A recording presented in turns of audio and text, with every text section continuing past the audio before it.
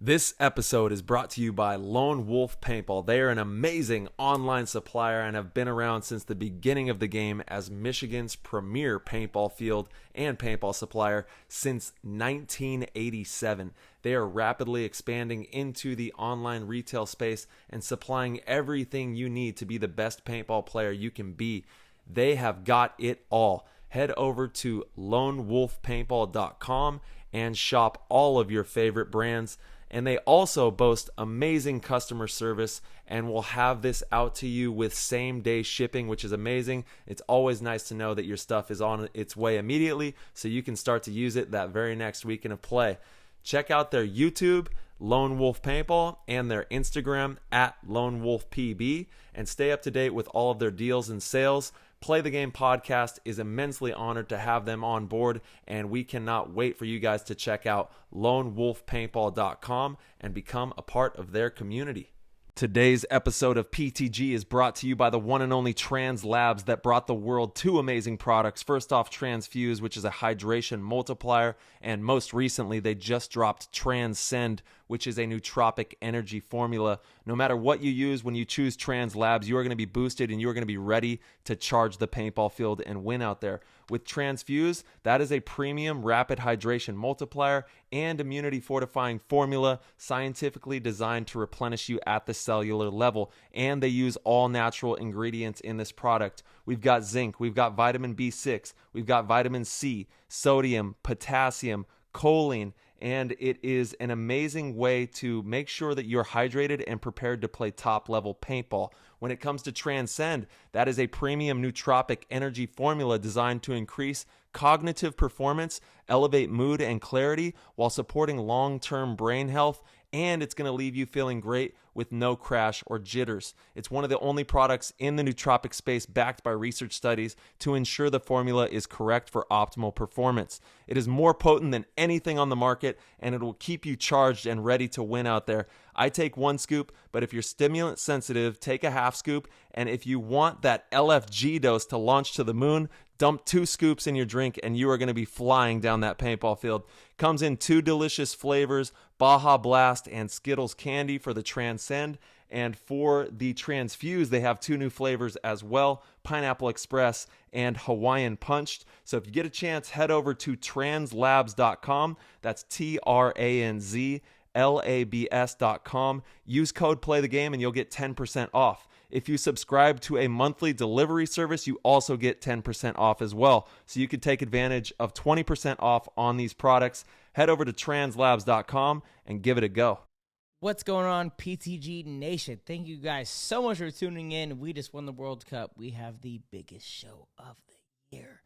Oh my goodness, we have Archie Montemayor. We have Oliver Lang. Everything you wanted.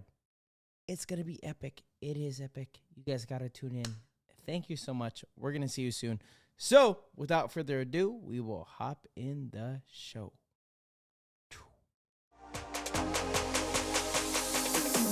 That was an insane inside move by Marcelo Margot. Great communication. And the crowd starts chanting Harmon. Great shot by all the guys. So Tyler Harmon saved that game. He came out with 2 wins. Marcelo Margot was on fire.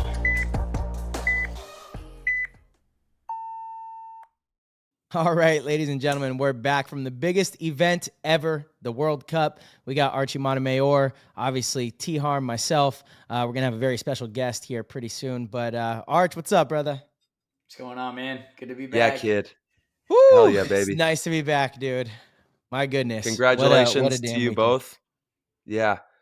What a Thank you, damn Ty. weekend. It's the Dynasty show, and y'all did a phenomenal job, brought home the hardware, all the hardware. We came in, I think, second overall for the series, just short of you guys. And man, what a riveting show. You know, having Oliver back is the biggest tournament that we've ever seen. The energy was insane. Shout out to everybody who went to World Cup. Shout out to all the people who, you know, even the youngsters. It was crazy how many youngsters were out there enjoying Dude. paintball. I feel like I've never seen so many kids Yes. in the game, which is great. Yeah, I mean, it was definitely, it was a special World Cup for a lot of different reasons, but you do bring a good point on that one, Tyler. There was definitely a ton of kids out, and And dude, not to mention we avoided a hurricane. I mean, if you think about it, like Saturday and Sunday, nobody even thought about what had happened, earlier on the week with Nicole. Yeah. It True. kind of felt like a normal World Cup as far as the weather was concerned. Mm-hmm. Hmm. Yeah, Yeah. and Thank you, major shout out NXL. to the NXL. Exactly, they did a phenomenal job to be able to lose a full day. We lost Thursday. Thursday had to get completely canceled, and they were able to manage still putting on a tournament like it never happened. The schedule got shortened. I know there was a lot of people that were upset. I've read a lot of stuff on Facebook that is like so one-sided and pretty ridiculous, if you ask me. Like, what do you expect them to do? Like, yeah, I know it wasn't ideal that some of the formats or divisions were playing race to 4, but guess what? It was either that or you just don't play, and guess what? You don't get your money back when it's something that is out of the league's hands. Weather is like one of those things. If you've ever flown, you know that if anything happens to your flight because of weather, you're SOL usually. The airlines aren't responsible for it because no one can control that. So I think the NXL did a phenomenal job of being able to make sure that they mitigated the damage. Not a ton of damage was done to the actual venue, the event, and they were able to find a way to reformulate the schedule and make everything work. And, really, I think the only thing that got canceled was the All-Star game, which was a bummer. But outside of that, I think they did an excellent job. And you got to give props where props are due because this World Cup was the biggest one to date. It was one that everybody was looking forward to. Everybody was excited about. There was more hype towards this World Cup than I think any World Cup that I ever remember there being hype for. And it still happened, and there was a massive storm that came through, and it was definitely a real hurricane. I know some people thought that it was fake news and it wasn't going to happen. As someone on Facebook or But what? there was just saw it on Facebook, and props to them. I mean, they put on a great show. So World Cup was amazing. Hmm. Yeah, it was, And man. real quick too, I want to touch on the youth paintball as well, because on Saturday I actually was able to go over and watch. Also, shout out to the NXL and B Paxson, and she was someone who kind of spearheaded this. Lori, shout out to Lori and Anthony. My goodness, what Lori and Anthony do, Anthony Vitale and Lori Miller from Boston Paintball, what they do for this sport is just unreal. They have pioneered the WNXL, spearheaded that whole entire thing. The Premier Field has a free webcast that is largely in part because of their making and their doing.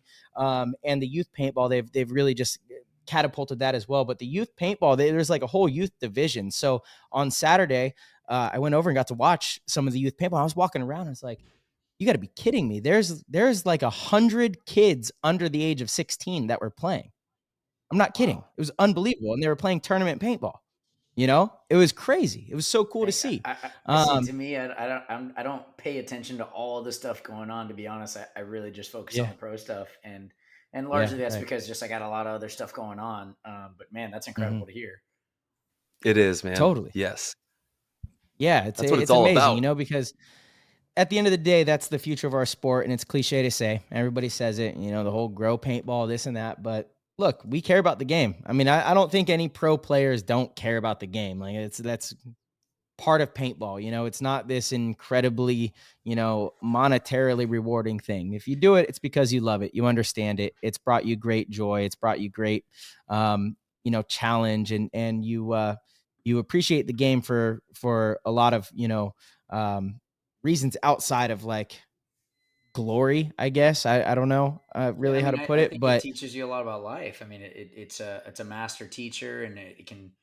Yeah, it's a team building, it's a psychology building. It teaches you how to be totally. tough. It teaches you a lot of things. I think that's why we all appreciate it so much. It's just a master lesson, to be involved in this sport, and how it can kind of transcend the game and really just show you things about life, and ultimately I think we all would agree that without it, who knows where we would be, but we probably wouldn't be as as happy and far along in our path, whatever that may be, without it. Most definitely. Totally. Yeah, it's a lifesaver on so many levels, and you hear it all day. Like, I know even this weekend I had multiple stories of people just, I take time to chat, with someone for a few minutes, and they tell me how it's changed their life, or it saved them from addiction, or got them out of bad relationships, or, there's just so many different ways that it can help. And like you said, Arch, the community, the camaraderie, the relationships, there's so many beautiful things that come out of it, not just from playing and having fun, because it is the funnest game you'll ever play. You get to be a big ass kid and run around on these paintball fields and play, big adult laser tag kind of style. And it's just got so many gifts. Like Matty Marshall, when we had him on, he always talks about the gifts of the game. There's just so many gifts that this game provides us. And we're just, no matter what team, what walk of life you're from, I know we're all grateful to have paintball. Yeah, 100%. Team paintball. And the kids are blooming, man. They're definitely blossoming, and the future is bright. But I don't know when that's going to happen, because we still have some old motherfuckers playing really fucking good. Straight up. Damn, it's just crazy. 40-year-olds. What the hell is going on? Yosh was I roomed with Yosh this weekend, and Yosh is an amazing roommate. So 2 things. One, he loves to stay up late and watch movies. That's the only downside to being Yosh's roommate, because I'm an early bird, so I like to lights off at 10 p.m. I want to be in bed, otherwise it messes up my whole thing. But we've gotten a good understanding. He'll turn the volume down a little bit. I try to bring earplugs now. We could turn the lights off. So we've got a good middle ground.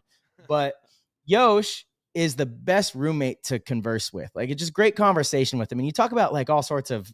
The spectrum is wide, which is infinite, fascinating. Yeah. You talk about really funny stuff that makes no sense, and very serious stuff and very important things. And Yosh is just the man. But anyway, we got on the conversation of, I lost my train of thought. Where did I start with this?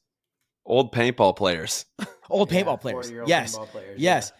Yeah. And he told me that he was surfing APPA or PB leagues, which is crazy to me that Yosh is on PB leagues, looking at rosters and stuff. I think that's hilarious. But he was like, I'm one of the younger players, which I thought was insane. I was like, there's no way. He's like, out of all the top teams, the average age, you're one of the youngest players. Because I feel like I'm an old guy now. Right. I'm one of the old guys. Now. I mean, it is. It's the league is old. With experience, man. I mean, that's just the truth, Yeah. And I don't know if that's also the old way, kind of an old way of growing up, where you kind of had to have a little bit tougher skin, and as a result, you end up sticking around a little longer. I have a feeling that plays some part in that. But yeah, I mean, most teams are probably averaging around young 30s, I would assume. And then they've got a few kind of younger guys that are maybe the legs of the team, but as far as running a team and the wherewithal and your mainstay guys, the experienced guys, I mean, it takes a while to survive in this league, at least a while of playing paintball, totally. So, yeah, I guess that's not too surprising to me, but yeah, I mean, the 40-year-olds, that's still pretty impressive. It is. It really is. It's amazing to see, and it gives me so much hope. I'm 33 years old, and it's inspiring to see that. It's inspiring to see these guys being in their 40s and winning. It shows you something. What does it show you? It shows you it's cerebral. You can have the most stacked, just ripped paintball team in the world. If they don't know how to navigate, if they don't know how to move the pieces, and also I think it's even deeper than moving the pieces. It's a swagger. It's a cadence. Yeah. It's a wherewithal. It's a mindset. When you step into the field, I already know where we're headed. There's, when we step into the nets, we already know we're headed to a destination, and you have to walk with that cadence to get those results. So it really shows you something about setting a precedence as well, setting your intention. When you set that intention and you walk with that intention and you walk with that cadence and that swagger, man, things kind of just fall your way. It's just I don't know. And my God, it is crazy the amount of roar that Dynasty gets. You can see it's like the Dynasty show. It's crazy. The energies are all swirling for Dynasty, and it's been wild to watch. obviously I'm doing my damnedest to shut that shit down and go and and take everything that I can to try to beat you guys. And I'm grateful for the competition because it's the greatest competition any competitor could ever ask for as well. Y'all, you bring it to the table, and it's really fun to play against that level of competition. And, as we move into 2023, it's the most competitive paintball we've ever seen, which is what you want out of a game, which is where we need to be pushing it towards. So it's exciting, it's fun, and, it's only going to get better from here. So we'll just keep having fun and shooting these pellets at each other. Yeah, I mean, just to keep talking about these old guys for at least a little bit, one of the things that I've realized, a couple of times now being on this team is just the level of like the championship pedigree and the way in which the team is ran is so professional and so well thought out.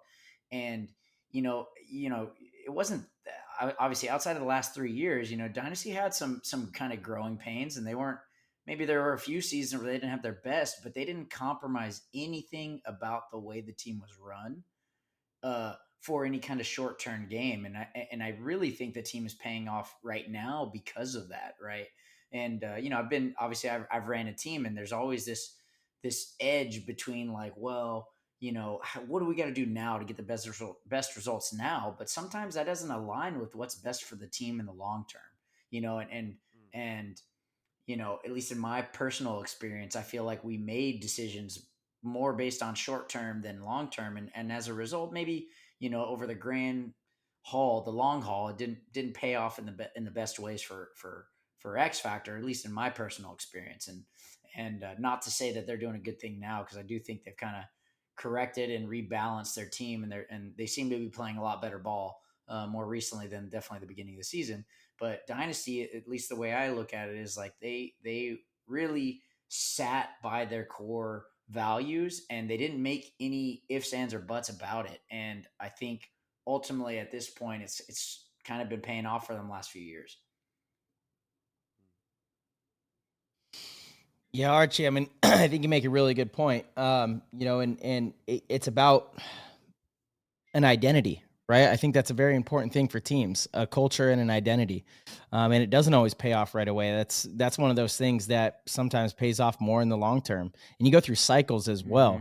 And Dynasty was very successful at one point and then fell out of that success. And, when you say fell out of it, the team still found more success than probably 80% of other teams. And this is before I was even on the team, right? It had its own cycles. And a big part of that core is still part of the team, which is also crazy and unseen in any other sport, where you have like the same members for 20 years now. I mean, that's wild. It is. That's like when this Iron Kids documentary gets released, I believe there was, I think this was the cap to the Iron Kids documentary, and that was part of Oliver coming back and the whole thing with Hormesis and how special that entire journey has been. I don't think there's a sports story that's better than what those four have done. They're a group of people that all three of us grew up looking up to. All three of us were inspired by. All three of us would have loved to play with. And then all of us have had the chance to play with and win with those guys.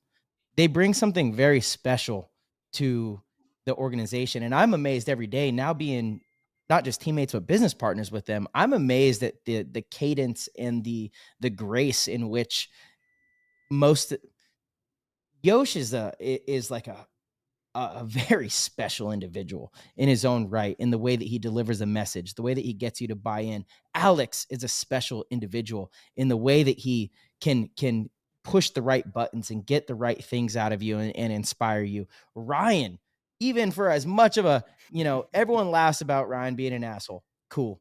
But there's a special thing about Ryan too, clearly, and he does have a soft spot. People don't like to believe it, but he does. And that group, and then Oliver, I mean, okay, I don't even need to say anything there, right? I'll just say his name. They each add their Everybody own understands that kind of thing to the group, and it's just fascinating. It's wild to see. Yeah, it and is. Man. Anybody who thinks that you guys don't work your asses off as well. When you couple that, Oh the yeah. energy and the inspiration that's provided, but also there's a certain level of work ethic that goes on behind the scenes that nobody sees, and that is heavily at play in the reason why there's success, because, there's a lot of work going on as well, in the field walking, in the video, in all the details of dialing in communication and awareness, and meticulously going over the details of how we're going to navigate a field from the breakout, the mid game, the finish is all very meticulously looked at. There's no room for any lapses in awareness or lapses in the gameplay, and that all goes on behind the curtain, but people don't see that or hear about that. But there's a lot of work that's going on as well. I mean, am I right on that? It's just, sounds like you're speaking Yeah. from experience. Yeah. Yeah. That's right. Yeah, you can't understate the work, and that's one thing too. Like, you know, uh, Ryan is one of the greatest examples of it. He always plays this role of he doesn't care, and it just comes natural to him. But he puts in a ton of work. He's always down to go do drills during the week. He's always down to put in the extra time. He's always down to not show up early. That's one thing he won't do. He will not show up early. He will not do that, but he will stay late as hell. He will stay until it's over, right? But look, that stuff is actually really what gets you in the door in the top level organizations. Like, I don't think anyone sitting here right now is a stranger to that kind of stuff. The hard work is mandatory to even be in the conversation of winning a tournament. Period. If you're not doing that, then I don't know. You probably got relegated this year. Just to be honest. And then it takes a lot of stuff beyond that. It's an interesting thing because in sports you have teams that have all the funding. You can have all of the talent. Look at the Brooklyn Nets. The Nets are a great example right now. They've been a complete disaster. I don't know if anybody here follows basketball. Archie, I know you do a little bit. Have you been following the Nets lately? Really, no. I mean, I know. I kind of heard. Okay. I read the story about Kyrie, and obviously, I know Ben Simmons is a new player this year, right? They picked him up, and then Yep. KD. They picked him up last Okay, so I season, wasn't. but he just didn't Right, play. right. Yeah, I mean, I don't know. To me, I kind of see Yeah. like just the small stuff I see on like Sports Okay. Center stuff Okay. on my feed. So they, at the start of last year, they had Kyrie Irving, Kevin Durant, and James Harden. And they also had a good supporting cast. Like the Nets were good. Actually, the Nets were better before they acquired KD, Kyrie, and James Harden. Can you believe that? How crazy of a statement is that? It's wild. But it's also telling to how sports are. Like, Yeah. The team is so important. The culture is so important. It's the most important thing. The culture. You have to buy in. Everyone has to be on the same page. If you have a group of individuals that each want to do it their own way, and you can boil it down to ego if you would like to, you definitely can. If they can't put that aside, a certain amount of ego is necessary to get you somewhere. I don't love the idea that ego is all bad, because I don't think it is. I think you need it. But you also have to know when it's hurting you and when it's detrimental to the people around you and to the better good of like a collective group. Well, that's what's called ego work. The Nets. I said What's that's that, called Arch? ego work. Yeah, Like, totally. A lot of Totally. people understand what the ego is, but they don't know what ego work is. Yeah. Yeah. And so the Nets, again, I had picked to win the whole title last year. They stunk. They absolutely stunk. They had all sorts of excuses. They stunk. They were terrible. They had no chance of winning the title. They got swept in the first round of the playoffs by the Celtics. And then this year, again, they started off again and they're just terrible. They're absolutely terrible. There's like no chemistry. There's no mojo. There's no flow. There's no grace to their game. There's no enjoyment amongst each other. You see the teams. You see a team like the Utah Jazz that traded away all their star players, and they're in a quote unquote rebuilding phase, and they're beating all these top teams because they just have young, hungry kids that are playing together. The culture's right. Like they believe in each other and they're having fun. there is such an important element of that to sports that Dynasty has taught me. I did not, before coming to Dynasty, that wasn't something that was in my, I understood that chemistry was important. Don't get me wrong there. I knew chemistry was important, but the element of fun and just how crucial, I thought you could outwork anything. You know, I was like, it doesn't matter what it is. If you work hard enough, you're going to get it. But I've learned that that's actually not enough. You have to have this certain, it's like a sprinkle of magic dust, right? Like Dynasty has taught me that. I don't know, Archie, can you maybe like elaborate a little bit on that, since, you know, this is your first year with the team, and like, I feel like you understand No, what I I'm mean, talking about. You know, there's something special yeah, I with mean, the, dude, no matter what we're doing, we're enjoying it. I mean, that's the truth. And, you know, I think it's a function of a lot of the core values that the guys have started a long time ago, to be honest. And, you know, don't get me wrong, I've had a lot of fun with, you know, X Factor and other teams I've played with over the years, but I don't know. To me, sometimes on those other teams it would come and go a little bit, or sometimes, you know, things, you know, yeah, I don't know. I guess over time you kind of see. And again, I'm still new, so, and it's been a hell of a season, so of course we're having fun. But I'm looking forward to seeing when things get a little tougher for us, you know. And I'm really looking forward to learning stuff about that, you know, in those moments, because I'm pretty certain we're still gonna enjoy it just as we did. You know, I mean, obviously there were events that we didn't win this year, and you know, the takeaways I had on those weekends were really pretty strong and good. And that's how you want to take, totally. you know, away from a loss. You know, you don't want to be walking away thinking like, man, you know, this sucks, or, you know, man, I don't know if this is the right place, or whatever, you know, or this, that, and the other bullshit going on. You know what I mean? No, in all reality, what you want to take away from a loss is like, well, you know what? Hey, we're mortal, and we've got a lot to learn, and man, I'm glad we're here, you know? And that's a really Absolutely. strong thing to say about, you know, walking away from a tournament you're disappointed in. Yeah, dude. Always digging deep for more, you know, always going the extra distance to be better, because we can always be better. Even, you know, winning tournaments, losing tournaments, always there's always kernels of Dude, knowledge to yeah, take away you're from it totally all. right, Ty. And actually, as we were walking into Charlie's the other night, me, Kyle, Dalton, and Marcelo were walking together, and Kyle and I were talking about the layout and like what a certain kind of thing we were trying to do. And Marcelo's like, "Would you guys just give it up already?" You know. And we're just like, "No, dude, we're going for next year." You know. Hey, it's time, dude. Just stop it It was pretty already. funny though. Yeah, It's Kyle and I were over. in a deep. Yeah, it That was was a funny. You Yeah, got to I love mean, that though. You know, that's what yeah, it's all kind of, about right? right I mean, there. still, that- honestly, and yeah. I mean, even Mhm. for me, even though obviously we won the tournament and everything, but like, and I was talking to you about it earlier, Ty, before we went live. But man, dude, like, that the side of the field, the snake side of the field, was just so difficult and so humbling. You know, I mean, even as a guy that's, you know, I like to think that I know what I'm doing out there, but man, on the snake side on this particular layout, it was just, you know, it just totally made you play absolutely perfect, you know, and it was just Yeah. really hard, really difficult side, you know, and it definitely bruised me up a little bit, and made me realize, like, you know, how, you know, even when you're at the tippy top of the sport, you know, like how demanding this game can be at times, you know, and I don't even think I played very sharp, but when I look at my, you know, essentially like my body of work this weekend versus anyone else's on the snake side of the field this weekend, that's how I can make my comparison. I'm like, well, yeah, you know what? I didn't feel like I played my best, but at the same time, when I look at it, who played better on the snake side? Who played well on the snake side? You know, basically didn't exist. You know, so then for that there, I can kind of like, well, you know what? I survived out there. You know, but normally for me, like surviving is like not even at all going to cut it. You know, Yeah.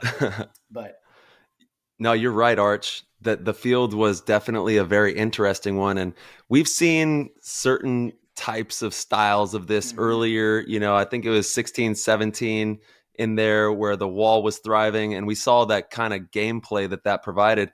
And then on this particular layout, with the way that they had the snake side set up, you had the juice box, you know, you had the entry temple, and then it was just this ladder. And if you got over there really wasn't a great reward until you got Right. all the way down to their side. So even if you did make the snake, it wasn't like this payoff, you know? It was great to be in there because you made the other team kind of shit themselves a little because like, okay, they could come to our side, but it wasn't the most dominant snake side we've ever seen. And it was kind of like the snake side was the third tier of the Right. flow, you know, like you had the middle Dorito, and then you would have like a snake player at that third tier of the flow get in there and then apply that pressure. But the layout was crazy. Let's kind of dive into the layout. Overall, what was your take on it, Marcelo? How do you think it all played out? I thought it was really old school. And by old school, I mean throwback to like 2016, 17, the wall era. So it's funny. It was kind of a perfect layout for Oliver to return on, which, Yeah. let's be honest, Oliver coming back to paintball is the biggest story ever. It's like when Jordan came back, but Oliver did what everyone wanted Jordan to do. You know, he that's what's crazy about it. Like he hadn't picked up a paintball gun in 6 years and comes to practice and was rusty for sure, but he started out winning some one-on-ones. He played Harris from NYX, you know, best of 5 and beat Harris best of 5. Harris got some shots on him, but you know, the GOAT was a little rusty. And you know, each day Oliver just looked more and more sharp. I love that asking about the layout turned into a conversation about Oliver, but I just don't know how it couldn't. Oliver is like, you know, he's the Jordan of our sport. And what he did this weekend was, to me, just incredibly special. But anyway, the layout I thought was a little more traditional in that sense. It had a snake that was really tough to get into. And Archie's right. Like, not a single snake player had a dominant performance or even really a good performance. Like, all snake players kind of struggled. There weren't many games that were won on the snake side. You could lose your team. You could lose for your team from the snake side, but it was really hard to win for your team from the snake side. So Archie had like one of the hardest spots, you know, just going to that juice box and you just got to be alive for the battle and like wait until there's maybe an opportunity, you know, but there just wasn't a lot of action over there. The middle is where it was at. The middle was just fully loaded for opportunity, which is hello. It's like Oliver Lang special. Like, grab your tinfoil hat, Tyler, put it on, because I think the NXL All right. knew that Oliver was coming back and was like, we're gonna make sure that this layout is set up for Oliver Lang. You know, like, this is the perfect paintball story. We're gonna make the middle just like the last time he won World Cup. And you know, that's the way it was. And then the Dorito side was also really good. You know, a lot of movement. If you could get wide, it was kind of tough to get wide because there was big lanes on the break. And that middle was so dominant that you always had to worry about somebody being there, like set up on you trying to make a move, since everybody knew that it was such a powerful side. But that's where the action was. It was mostly in the middle, secondarily on the Dorito side, and then the snake side was just very slow and methodical.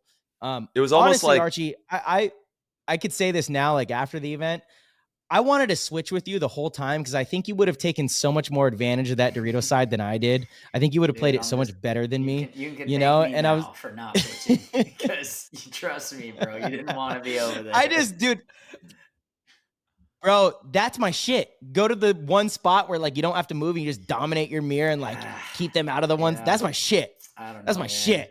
You would have made like magic happen on the Dorito side. I was over there like, I'm not gonna F this up. Oliver is like about to run through in the middle, so I'm just gonna wait for that. Funny. I mean, yeah, maybe we should have done that. Maybe we should have investigated that. But I think, you know, at the practices too, I mean, it kind of, you know, because I was trying to relate the field a little bit to Chicago because the snake was very difficult in Chicago as well.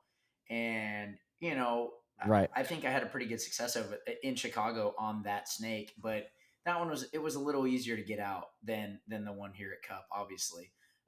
But I, you know, again, I was still trying to find the magic on figuring out that side. But then essentially what I ended up coming to realize is that it just wasn't worth it. You know, the payoff just wasn't worth it on that snake to take any risk at all. And, you know, I made some mistakes on Sunday morning against the Aftermath. And it was just kind of one of those things where it's like, man, you know, again, there's just no payoff over here. And like what you were saying earlier, and I said it over the weekend, I was just like, man, you can basically only lose it for your team over here. It's going to be very difficult for you to win it for your team on the snake side, but you can definitely lose it for your team.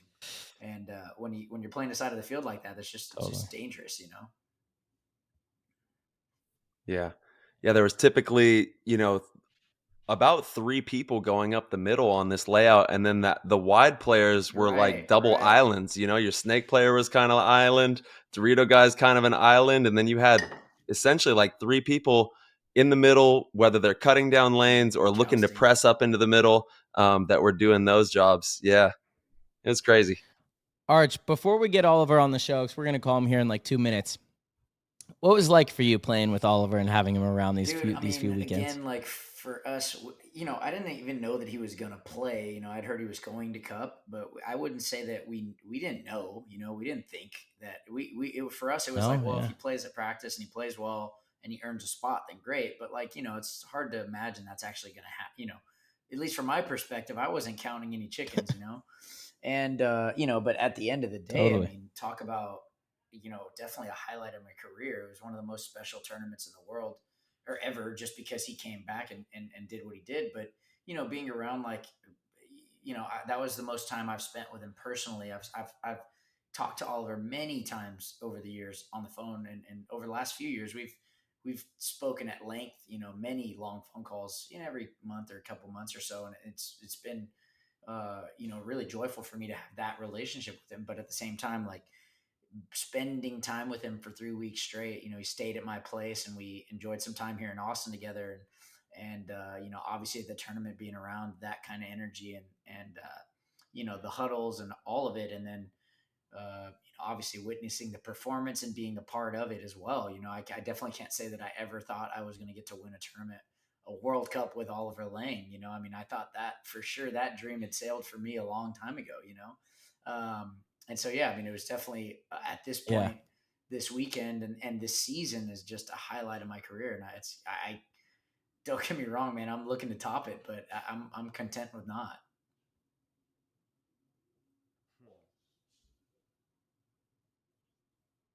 100%. Yeah, dude. I mean, I felt the same way. I thought, like, I was grateful that, I was able to uh, finish out his career playing as a teammate, and to think that he was going to come back. I remember we had a long conversation before the World Cup practices, and we were talking about all sorts of stuff. He has a lot going on with hormesis, obviously, which, my God, hormesis at the event was fucking nuts.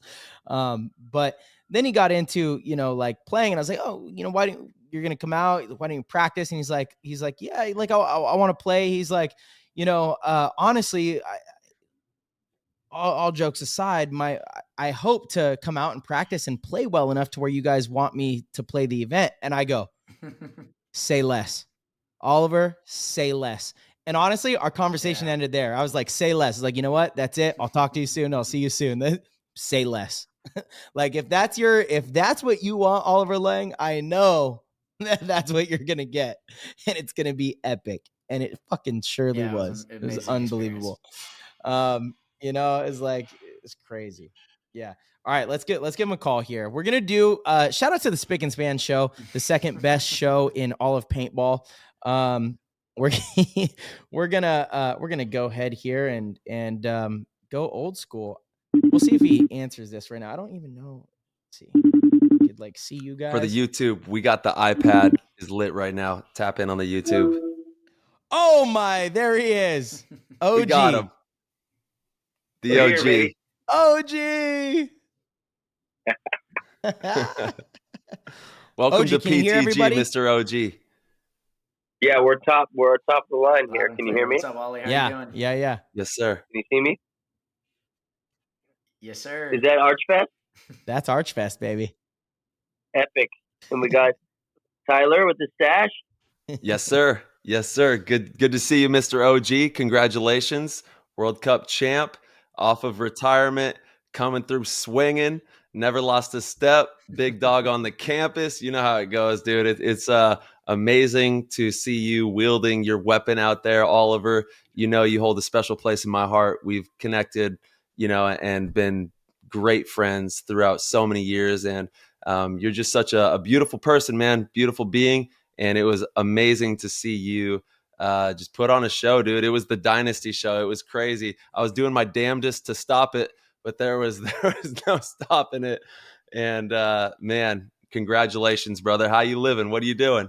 Yeah, bro, you're a force, bro. You're a force. you're a force, but Dynasty has a lot of forces, so it's hard for that one force to multiple forces. Mm. I'm good, bro. I'm chilling with my mom in my mom's house in Tampa, and Mama we're getting some Wang. nice quality. Yeah, we're getting some nice quality time in. Just did my Dude. paintball laundry. Oh, I'm like, just being a good boy. Yeah, actually, Mama Wang took a picture with Pappy the goat. We have that up on the PTG socials right now, and Dude, the goat it was was cool because amazing to I see remember I was walking Mama out I there. was like trying to get through the Hormesis line, and then I came out on the other side and there was this goat head, and I'm like, oh my god, what the hell? It's pretty cool. Dude, Pappy the goat was awesome. Talk about awesome. That was awesome. Pappy the goat was dope. Whose creation was Happy? Shout out to Kalen from Inspired Paintball in the PTG community. Is one of the goats. It was his idea. He birthed it. And then Pappy the Goat, the name is T-Harm's inspiration. That's Like Tyler all the way, baby. So Pappy the Goat, PTG are the initials, right? Get it? Pappy the like Goat, Yeah. That's PTG. good. Haha, Brantants. Yeah, fantastic. Yes, Yeah, sir. Tyler crushed it on that one. Nailed it. There we go. The goat was awesome though, man. And the Hormesis booth, Oliver, dude, what you guys have done is just I mean it's incredible. There's like no other words for it. It's incredible. It's absolutely incredible. It's dynamite. It's amazing. It's what the sport needed. I think it's rejuvenated the sport, like people are excited. That booth was unbelievable. It's like if you weren't at the Hormesis booth at World Cup, I don't even think you were at World Cup. I don't think you could say that you went to World Cup, Like it was that cool. It was that special. Yeah, Miko nailed it, man. Miko was like, we hired him in the beginning of this year, and he's going to help us design a lot of gear. He's going to take us to this next level, and he's like, we need to do a booth, and I'm like, bro, we're not ready to do a booth. He's like, my MO, I know how to do this. I've been doing this for years with Dye. Like I know how to do this, and Alex, we don't even have stuff to sell. Like what are we doing? And then Alex and I were like, okay, cool. Let's just make it like a little, like a little tent in the Sahara Desert, like in the Oasis, and you come in, you drink some mint tea, and you hang out, and somebody's playing music. This was kind of our vision, and then something happened where, like, all of a sudden, like Miko like cranked out a bunch of product. I had cranked out a bunch of product that Alex hadn't sold yet, and then all of a sudden we had like a bunch of product to sell, and I was like, okay, great. Well, now we got a booth, and then I showed up, and we had just hired Kevo, and we had just had an epic squad. A lot of the community guys showed up and like worked for free, and like it was a big collab in a sense. We had a tarot reader, we had a magician, we had a what else do we have? We had a we had a character. And you lay down on a bed of nails. Yeah. That's right. I did that specifically so that I could say that add magician to the resume. Yeah, the Nice. Hormy booth was Fully loaded, it dude. was magic, and there for sure. It kind of reminded me of Burning Man. It reminded me of the first tent I went into at Burning Man. Now I'm not playing around about that. The very first tent I went into Monday. Bro, you gotta take Tyler gonna try Burning to, Man man. with you, I'm gonna Arch, drag bro. some You gotta fools with take me. Tyler. Yeah, we got to Oh, go we'll be- next year. I want to go with you, Arch. Yeah, whenever when that time comes, I'm Bring gonna be Goat. I'll be politicking hard. Yeah. We'll bring Pappy the goat. It'll be a movement. We'll be walking with the ETs. It'll be a real deal experience. I think Dynasty has learned that no matter what the dates are, Archie won't be Definitely available not Burning this Man coming weekend. year, So right.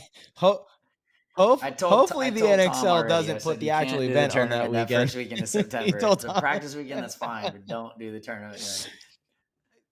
Perfect. I mean, Burning Man would be the ultimate team bonding experience. Yeah, that's fair to say. Dude. Ultimate. We need to do it. That'd be epic. I mean, it's like, Archie, when you go, you're with your lady or your friends, and then you come back and you're like even better friends, or maybe it breaks you. I don't know. either way. Like if you go with your team, you're gonna come back and be like, wow. Yeah, I mean, that's fair to say. You come back with something else. I'll go to Burning Man. If all of Dynasty goes. Oh, That's my deal. all I right. think that would be epic. Sounds And we got to bring sounds Tyler. like we're working with a pretty solid Yes. crew now. Come back. Well, that'll be great. Dude, next thing I you love know, it, man. Hormesis booth at Burning Man. It's the whole thing. Oh yeah, we got fashion already. We don't even need to bring clothes. We're good. Yep. Oliver, man, how are you feeling, dude? The GOAT reclaimed his GOAT status. You came in just to do that, you son of a gun. It's so funny. Dalton, we were in the van, and Dalton's like, man, Oliver just came and reclaimed his GOAT status. Bro, it's all for science. It was all for science to see how long we can do this for. How long can you be this and still do this? You know, it's all for science. You know, and I don't know, man. Maybe we could do it when we're like 50 years old. Maybe we could do this when we're 60 years old. I don't know. You know, like I could see like still winning World Cups at like 60. You know, like like in peak performance. You know, Archie's like still ripping it to the snake. I don't know. It's crazy, man. But I'm feeling good. I feel like it's almost, it's like after a dream and you settle and you're kind of like piecing it together and you're kind of like, what happened? What just, like I was there, like I experienced it. But there was like, it was really coming to that first practice is where it hit me, where I was like, that's where it started, and that first Friday, that awkward first Friday on that, that second tier practice field, that we were playing, and like the devil's carpet, it's like a bad dream, man. It's like, what am I doing? You're describing it so well. It's like the new system of having, the new system of having to like sneak on to like Camp Pendleton base, and we had to get escorts and someone to get in, and then I'm like, eating at like Chipotle. I'm like, what's going on? I got out of the dream a while ago. But then it was like, it all just kind of kept getting clearer, and it kept getting funnier, and it kept getting like more familiar. And then, it really wasn't until like, really that final Tampa game where like, I felt like I was in synchronization with it the whole time, So there was like progression throughout the whole thing that was pretty fantastic. And now I'm kind of like waking up from it going, whoa, what happened? So it's kind of good that you asked me to come on because, to even talk about it and to remember it. Yeah. Even get your guys' input on it. Like I spent a little bit of time watching some of the games and I was like, I don't remember that happening. You blacked out. Blacked out, man. Blacked out.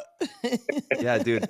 Oliver, actually, I do want to pick your brain on this because I think it's so important, and for so many people can get tremendous value of it. Is like you said, it's like a euphoric dream. This process and walking with a certain cadence. We kind of talked about it earlier in the show, but there's this cadence that you have to walk with, and this intention that you have to set. So, can you kind of like walk us through that process of coming through these last couple weeks into the tournament and how you built that intention, how you built that cadence? And like, I even heard someone saying like Oliver's in prime winning form. He's doing the old things he used to do when he was younger, going to the same spots he would go to and doing these things, these like ritualistic flow techniques that get you and your intention set properly. And I just think that there's so much value that we could get from hearing your insights on that aspect. Well, no, that's a great question, Tyler, and thanks for asking it. Like, honestly, man, there's so many layers to this whole thing, and as you guys will, kind of move through your progression in this paintball experience, and if you do choose to retire, whenever that is, it's a big deal. It's a big deal, and like I chose to do it maybe, like I said, a little bit too young last time I was on the show. And man, I swear to God, I've been having like paintball dreams since I retired. I've always had paintball dreams, as I'm sure you guys do too, where you wake up and you glitch and you flinch and you and there's always something happening in the dream where, like sometimes I'm playing paintball and like, I got no air or something stupid, right? Yeah. I have paintball dreams where I was like excellent in them as I retired. When I was done, I was like having paintball dreams where like I was shooting everybody. I was like, so it was like there's a part of it that was like, okay, this is complete, and it really felt like it was complete, man, And then it's like as time was just kept going, it's like I was like, yeah, I'm done, I'm done, I'm done, I'm done, and time kept going. People were like, you're coming back, you're coming back. I'm like, no, I'm done, it's over, Um, so it was just like the way that it opened up.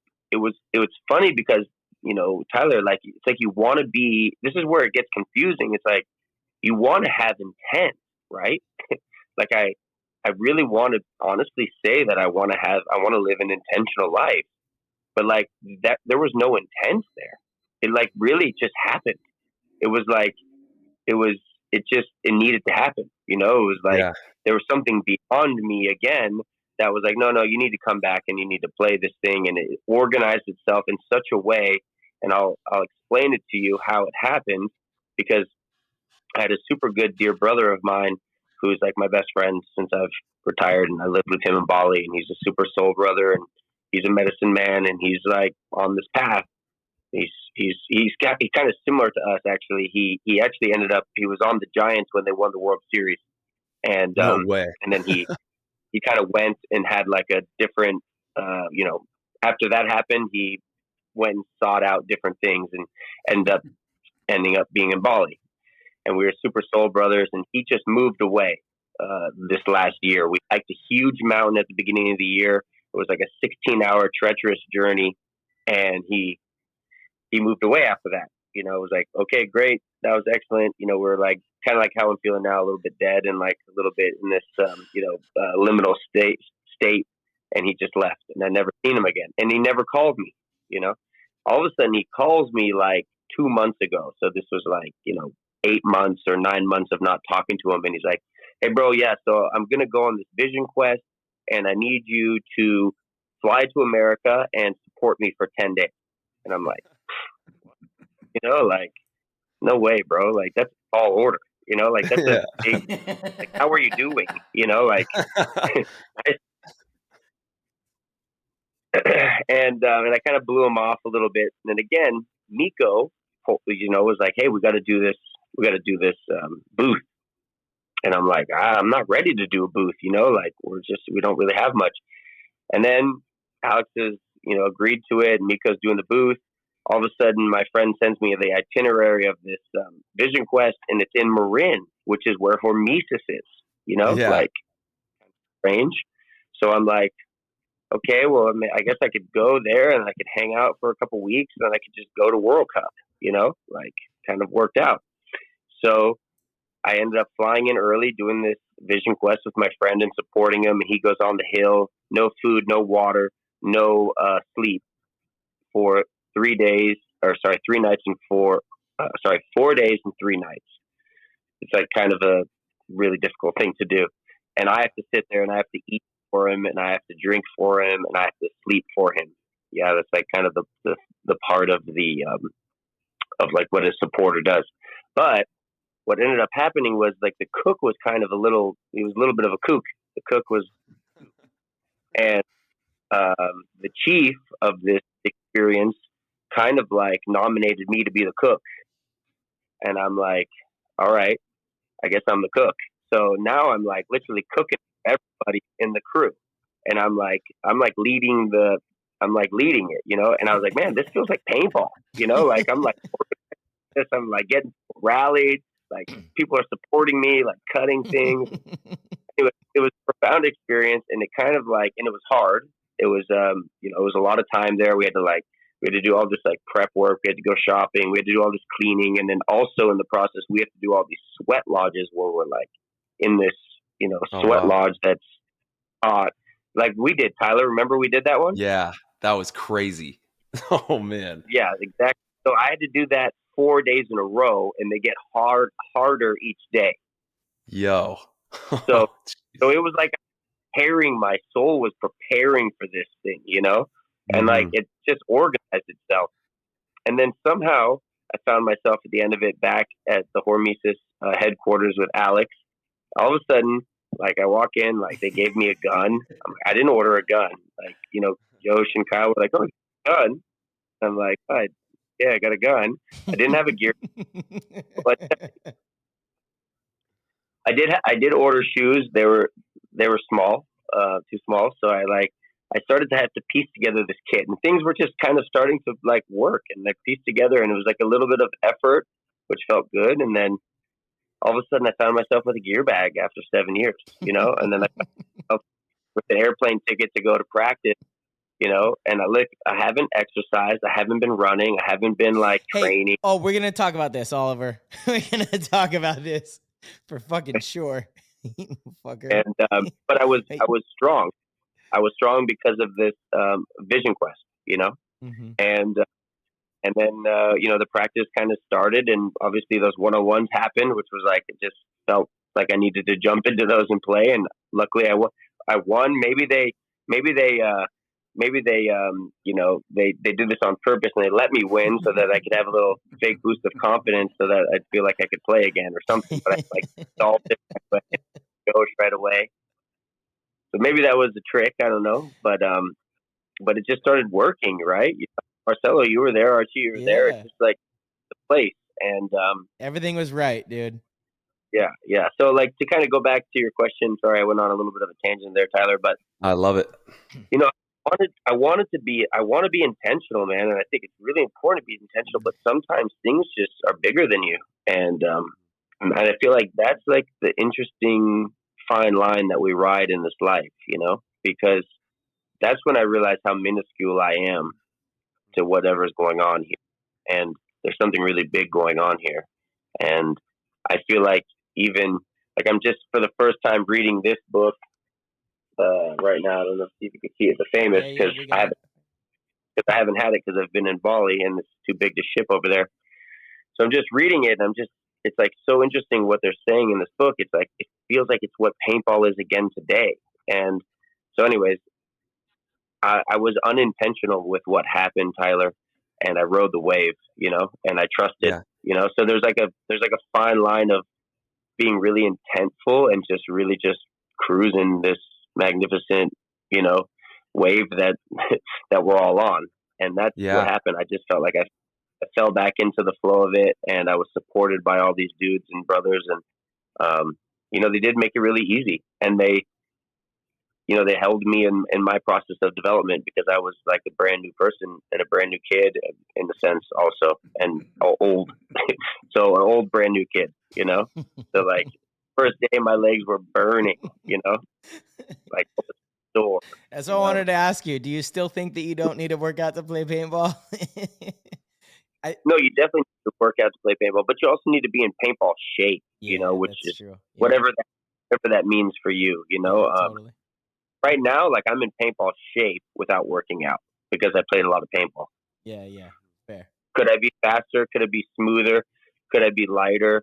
Could I be? Yeah, I could be all those things for sure. And if I was taking it a little bit more serious, I would do those things. But that's the hard thing, You're right? The I don't World want Cup Finals MVP. How much more serious do you need to take it? What is Jesus, dude.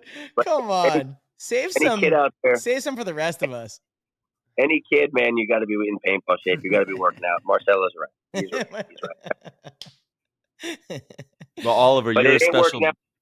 Instagram it.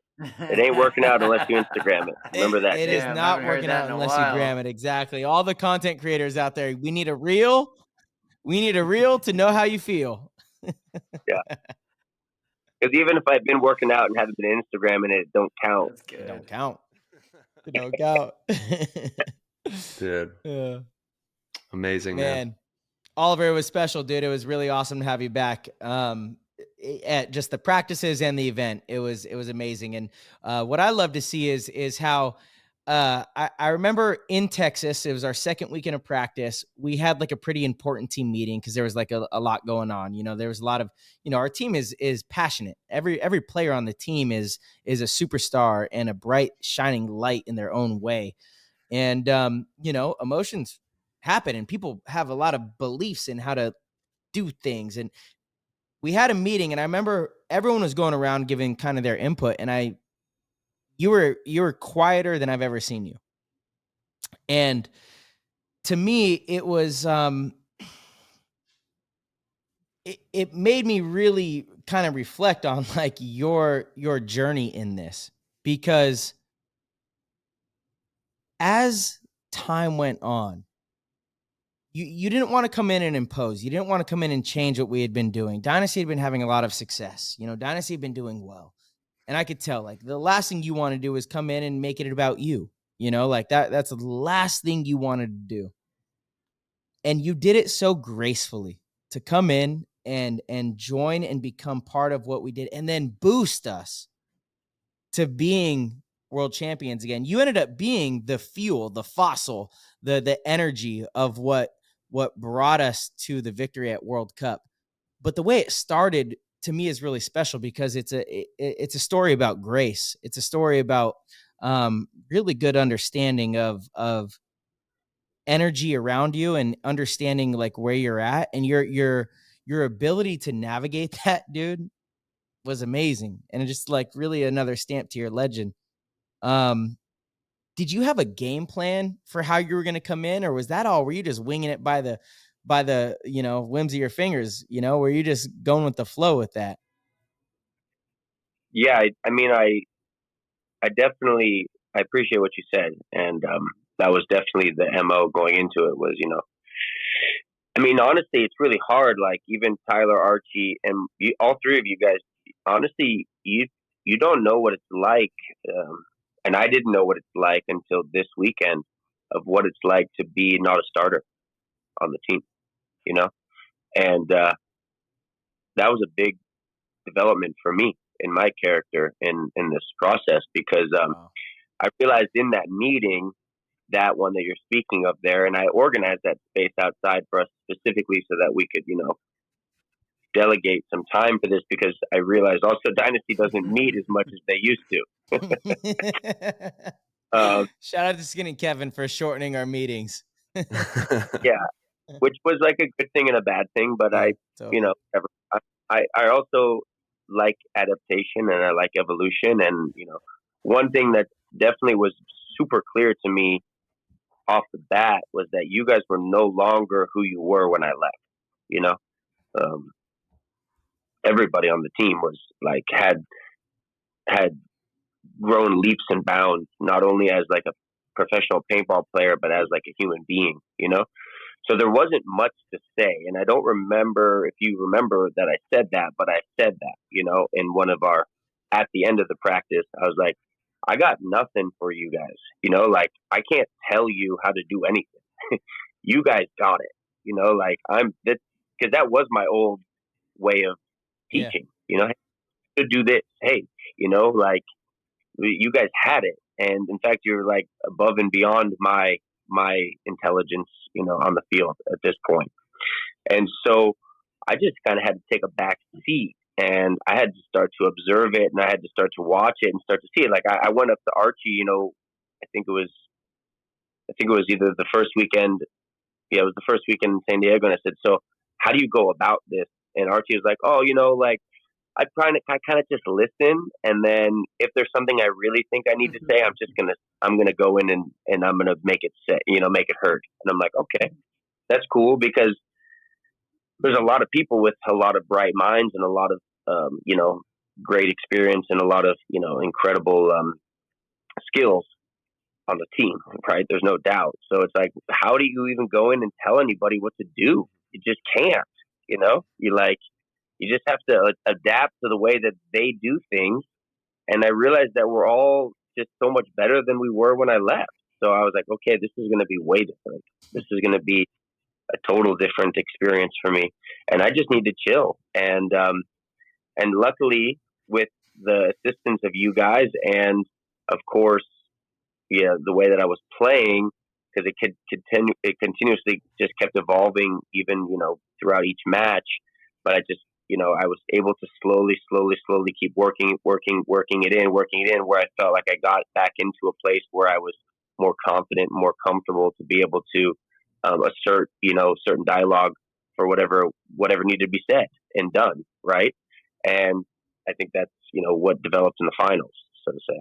Dude, you picked it up. You picked it up quick. Once the event was in motion and we were like scouting games and you were starting to see the players that you knew and you were picking up tendencies, you were like, oh no, this guy does this. This guy, you started to like really get back to Oliver Lang. And I was like, there he is. there he is. He's back. It was amazing to see like the, just the evolution of that 2 or 3 weeks. It was as graceful as it could be, as elegant as it could be, and as perfect as it could be. And like, I couldn't be more happy or grateful for it to happen to like just you and having you there with us and experiencing that. It was just phenomenal, dude. Amazing. Thank you, brother. I mean, I as good as you guys are and as amazing as the team has been and what it had, I was like, just butter on it. It was like you guys were going to do good and I was going to kind of like either way, and maybe I can help out a little bit. And I had come to that realization in my mind of just saying, well, shoot, I mean, even if I'm just on the team and we win World Cup, like, and I don't get any playing time, like, I'm stoked with that because I whose spot am I going to take? Like that's the craziest thing, like whose spot are you going to take on Dynasty? It's insane, like, yeah, right? Like, whose spot do you take? Dude, I got a challenge for you. I have a good challenge for you.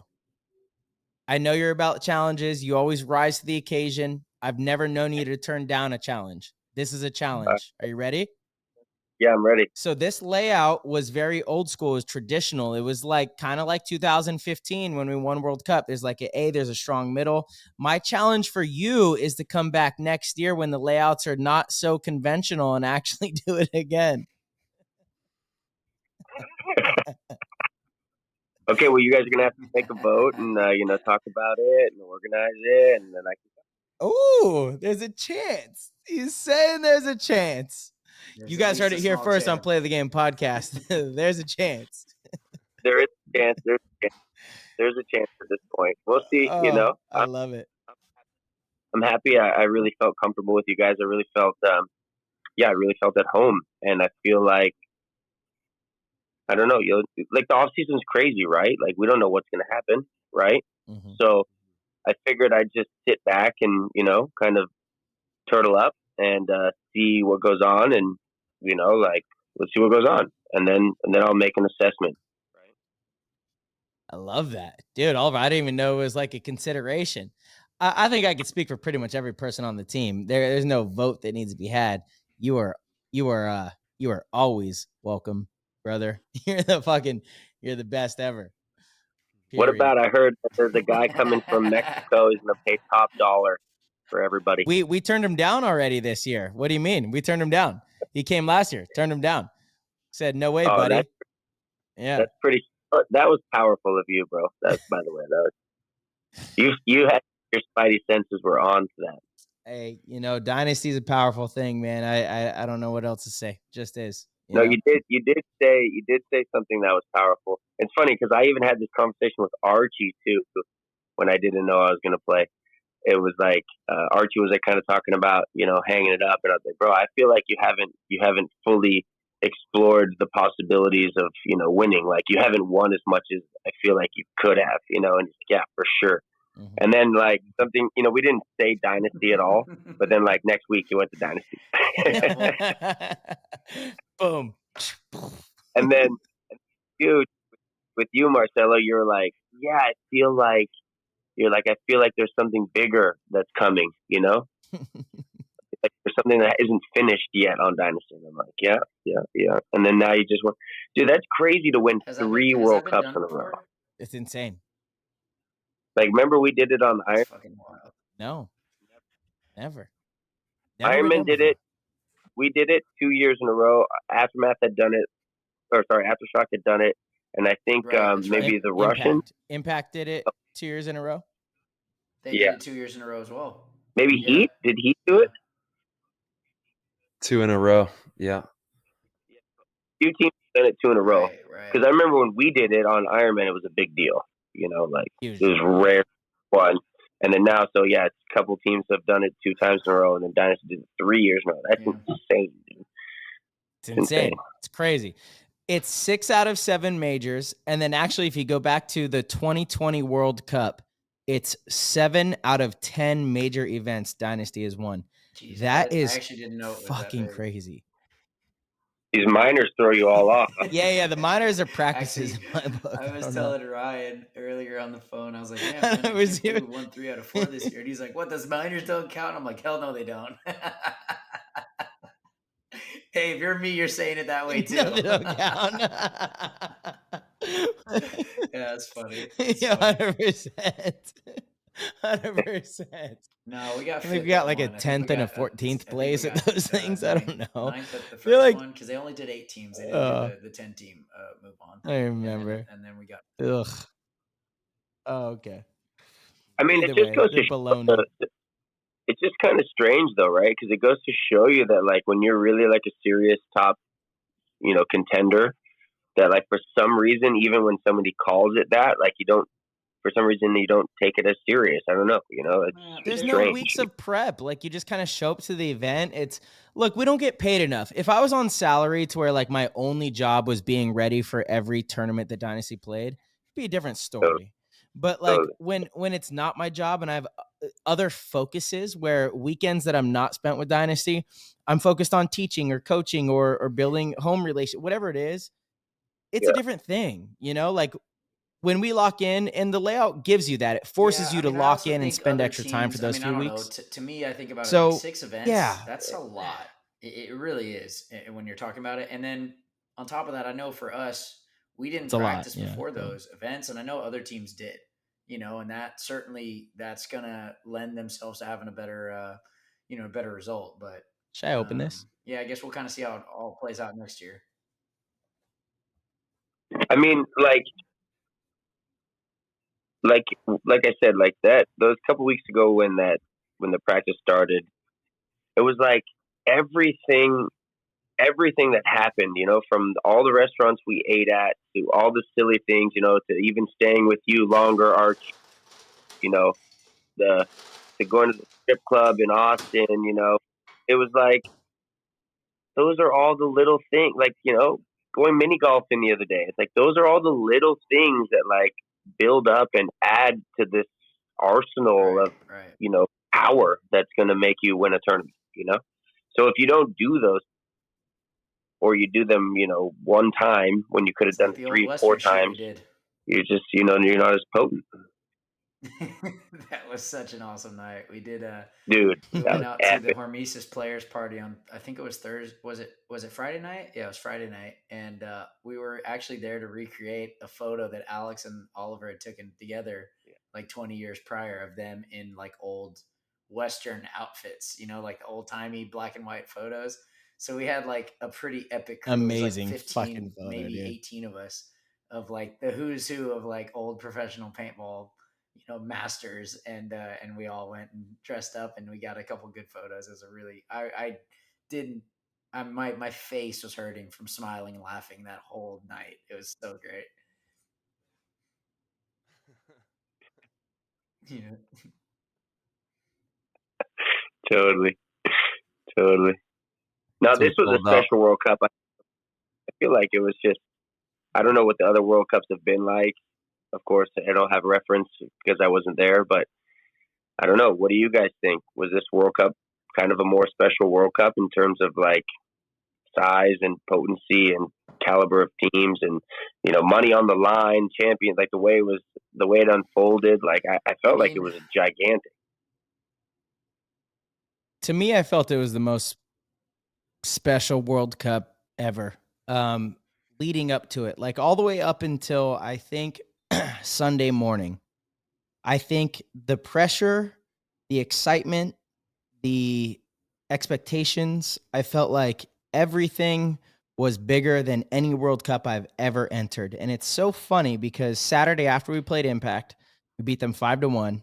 Prelims were over. We were on to Sunday. I was sitting in the grandstands with Alex Frazier. Alex is hilarious. He's a worrywart. He's just a worrywart.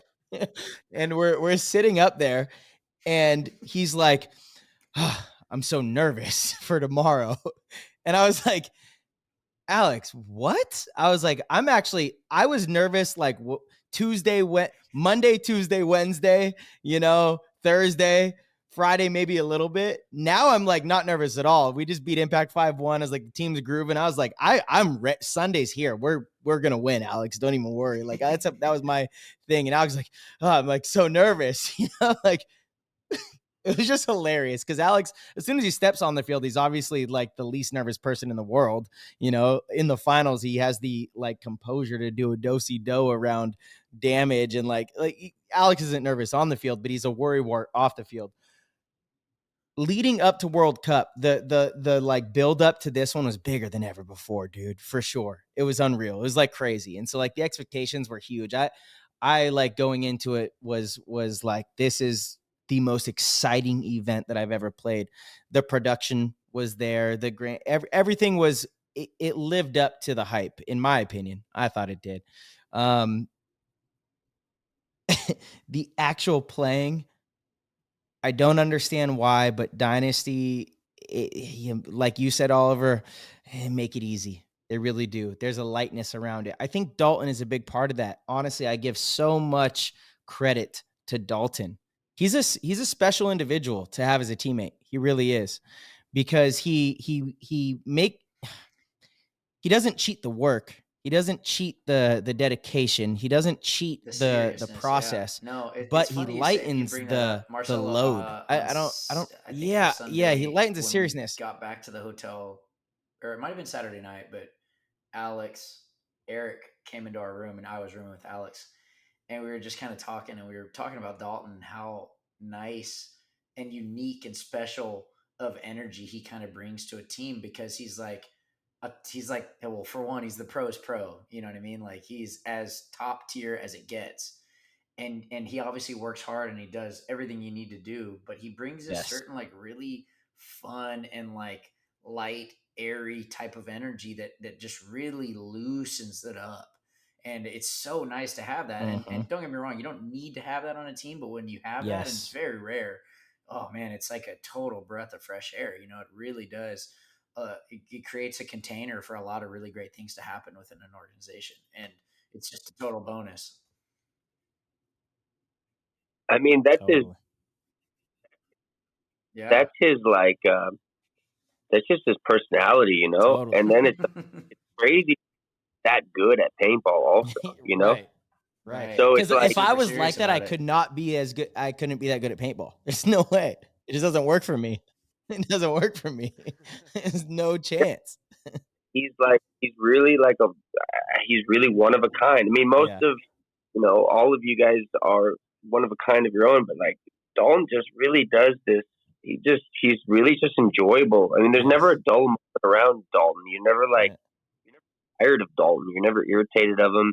You're never like off at him. You're never like pissed off that he sucked. Totally. You're like, he always rips it, and he kind of comes in at that time where you need him the most. And he's not like over the top, and he's just like perfect amount. He's always there. It's like he's really pleasant to be around. And that was definitely something that I acknowledged. Like when we were in Texas, he was in my car and we were like having the best time ever. It was like me, Yosh, Kyle, and who was it? It was the other person.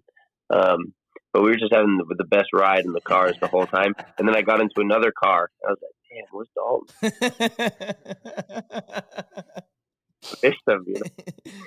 Dalton's the best, dude. He's the best. But Dynasty's full of just amazing teammates. Honestly, I think that is a big part of it.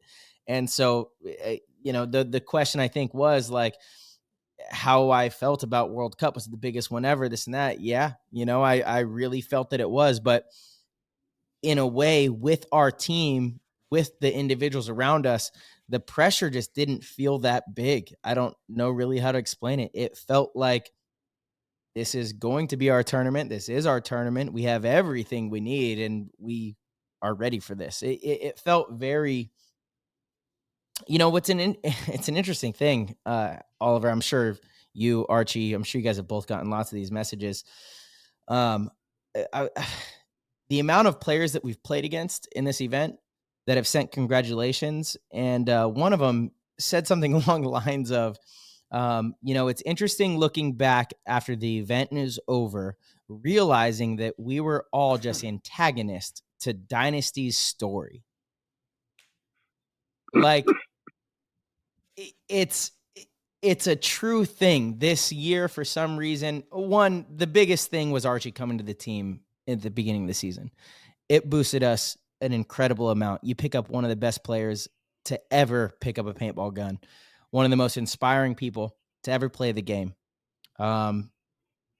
You pick up an individual like that on a team that has already had some success, you're going to have success, period. Archie has been a huge boost to the team. And then we come to the end of the season and we get the cherry on top.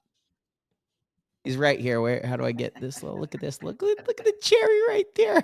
Look at the cherry, Mr. Lang.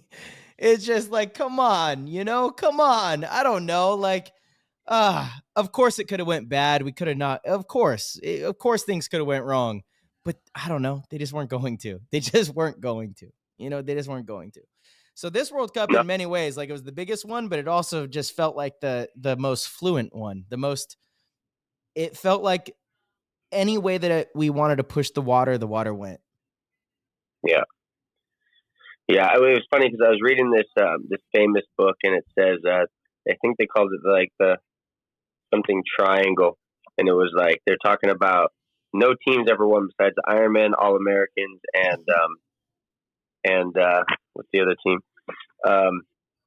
Dynasty. Oh. Kind of funny because it's like the same thing. It's like Heat, Dynasty, and Impact, and obviously not playing for a long time. I don't know what the skill level's at, and where we're at with teams, and when we played our first practice, we played against New York, and honestly, I thought New York played pretty good. I don't know, like you guys like, nah, they suck. And I'm like, I don't know, they played pretty good, so I don't know where I'm at, and I feel like because we got to go and play against Heat and Impact, like right away, like I think that helped me a lot, because then I was like, okay, now I know where we're at, you know what I'm saying?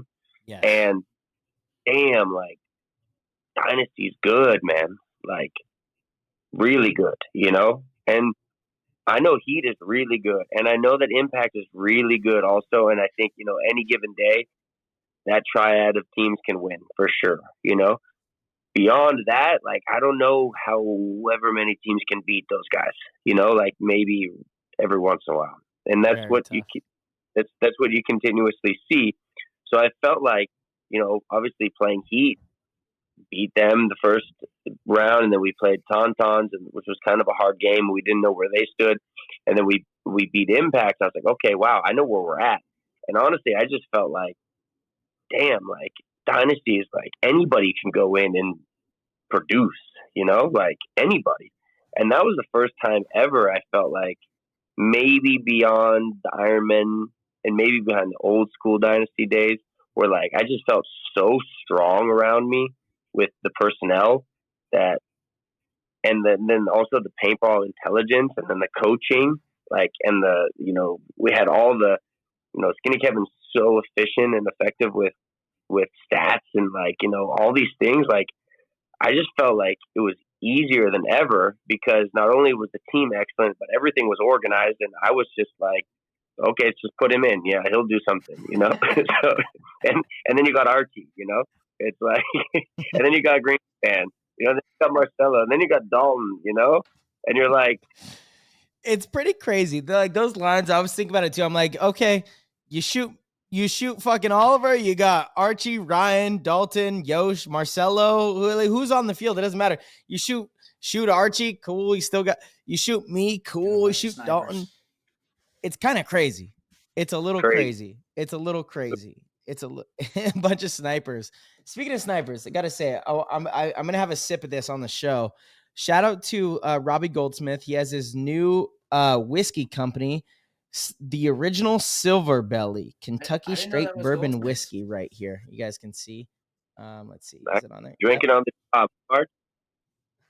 Yeah, he's one of the owners. So they did like a support player of the event, sniper of the event, and I guess I won it. Which sniper is fitting, cool. So shout out to the botella, shout out to the bottle. Pretty Nice cool. Silver one. belly. Yeah, that's nice. That's nice. You got to sip it and you got to play the wine game. You know, give us the details so that Tyler and Arch and I can live through you vicariously. Okay, all right. Yeah, what do we got going on? Let's We're get gonna the do it. flavors. Let's get all the deals. We're gonna do it, and then hey, we do have to ask Archie some Discord questions because I know Arch has to go. Yeah, a little bit of a time Always a constraint pleasure, tonight. here. Thank you so much, Arch, for hanging with us. But look, actually, we're I just gonna got go one. straight. I got one for you, Arch. Alex Cooper, 269 Paintball. Shout out to the PTG Discord. Thank you, everybody, tapping in on there. He's wondering, and I know we kind of talked about it, but now that we have Ollie on the show, Archie, what was it like having the goat shoot with you Yeah, I think and it not was at a you? unique experience. I definitely wrote this off a long time ago as far as like playing or winning a tournament with Oliver, and definitely something I just didn't see happening at all. And when I heard he was coming to Cup, and Alex actually was kind of Alex has been telling me this story all year, but he's coming back. He's coming back. And of course, I just thought he was blowing smoke up my butt. And if there was any truth to it early in the year, I would be totally shocked if that there was any at all. But obviously being around Oliver, I've looked up to him for a long time, and I was explaining earlier before Ollie came on that I'm grateful that we have a relationship where we chat a few times a year, and I've had some really great conversations and thoughts and discussions with him over the years, and to play alongside and see that energy in the pit, and obviously even just on the field, and honestly just around the event. I mean, it was just so beautiful and humbling at the same time, and to be a part of, like, what I'm gonna probably look back at when it's all said and done, probably one of the most historic World Cups ever. And to say I won it with Oliver Lang on his during his comeback tour, is pretty. It's gonna be a tough moment. Yeah, right. The start of his comeback tour is just a tough moment to top, at least in The my start paintball of his career. comeback tour. It was definitely one of those. The whole month leading up was just pretty surreal and pretty special. And you know, um, yeah, I don't know. I don't know really much more to say about it. It was just such a unique and humbling, beautiful experience, and definitely one I'm going to remember for many, many years.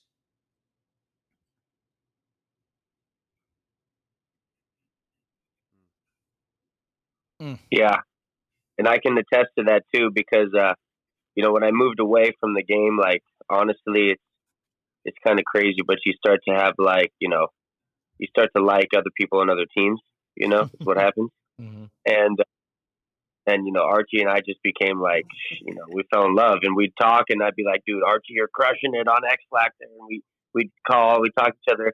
He'd be like, hey, I'm having a problem with this. What do you think about this? I'm like, bro, this is how you do it, or this is what I think you should do. So we had this, like, we started building this kind of different relationship, and like we were on the same team, but not on the same team anymore, because I became a fanboy essentially. And so then when Dynasty picked up Archie, I was like, that's a nice. And then like I will honestly say that was definitely a hidden secret agenda, is to be able to check that off my list of being able to say that I played on the same team with Archie and got to win with him. Like that's add that to the repertoire of things that I have. And I definitely wish we could have had a couple more games. I wish I wish we would have gotten to that heated moment where it's just me and you, Arch, 2-on-2. Yeah, that's usually me and Arch. So yeah. I'm you're usually dead by then. Yeah, that's right. I'm dead. You've already gone through.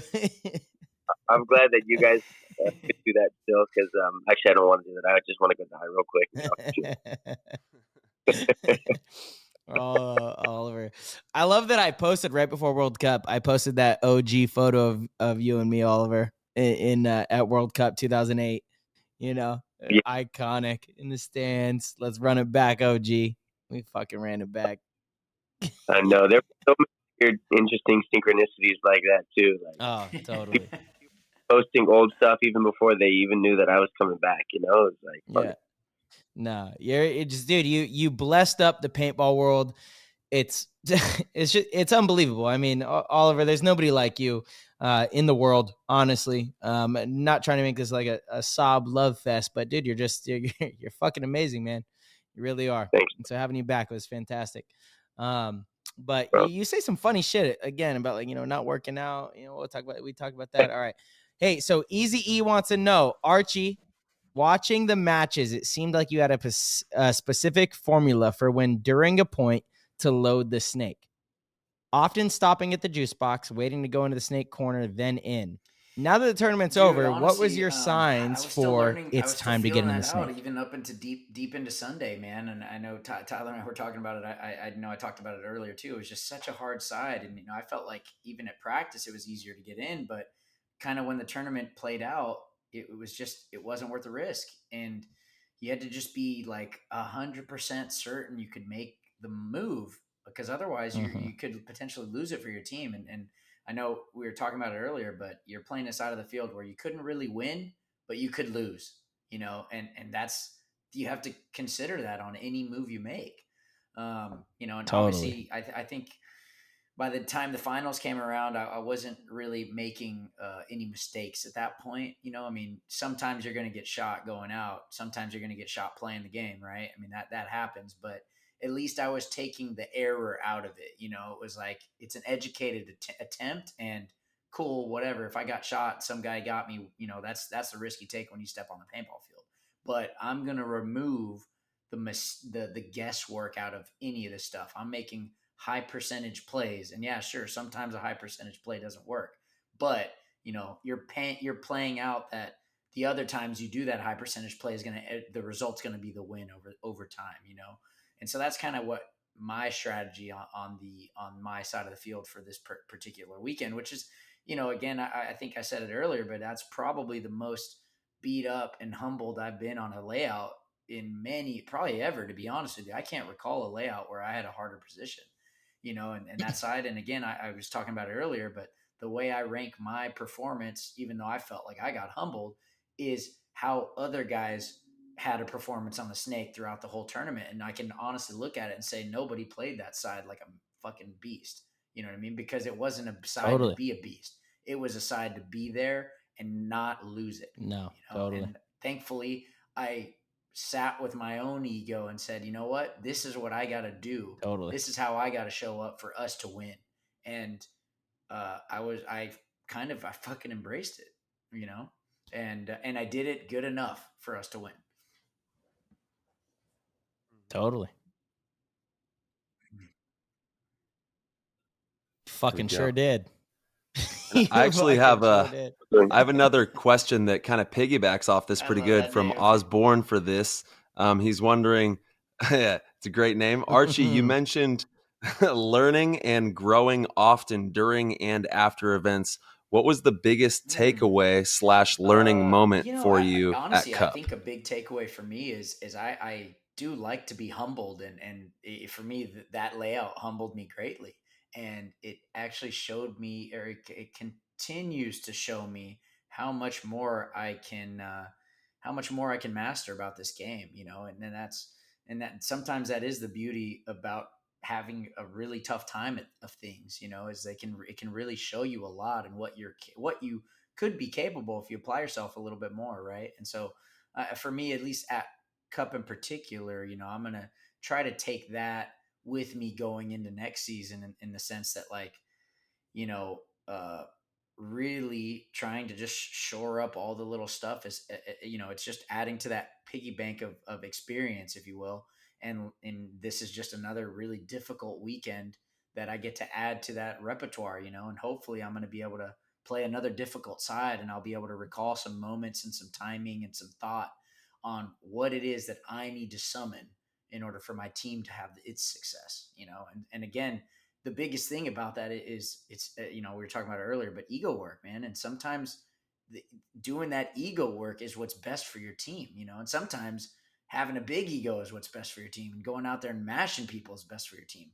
But this weekend, that wasn't what was best for my team. And I had to really sit with that and understand that and really own it, and so that was, that was for me a nice experience to sit with and really get to develop throughout the week, or throughout the 3 weeks, even rather. I actually learned a lot in the X Factor practice too, and just Yeah. in my own mistakes, and actually, I had made some mistakes in that practice on Saturday, and that Saturday at the X Factor practice was probably like the most learning I'd done at a paintball field in many, many years. And I was really happy about it come Sunday, to be honest with you. I was really pretty pumped.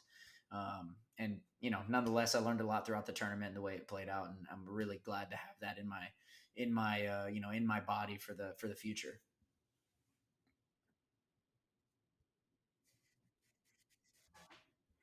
Yeah. Archie, what you're talking about is so damn important. I've coached a lot of different teams. I've been at a lot of divisional practices. And the sentiment when you're losing and people are failing is anger.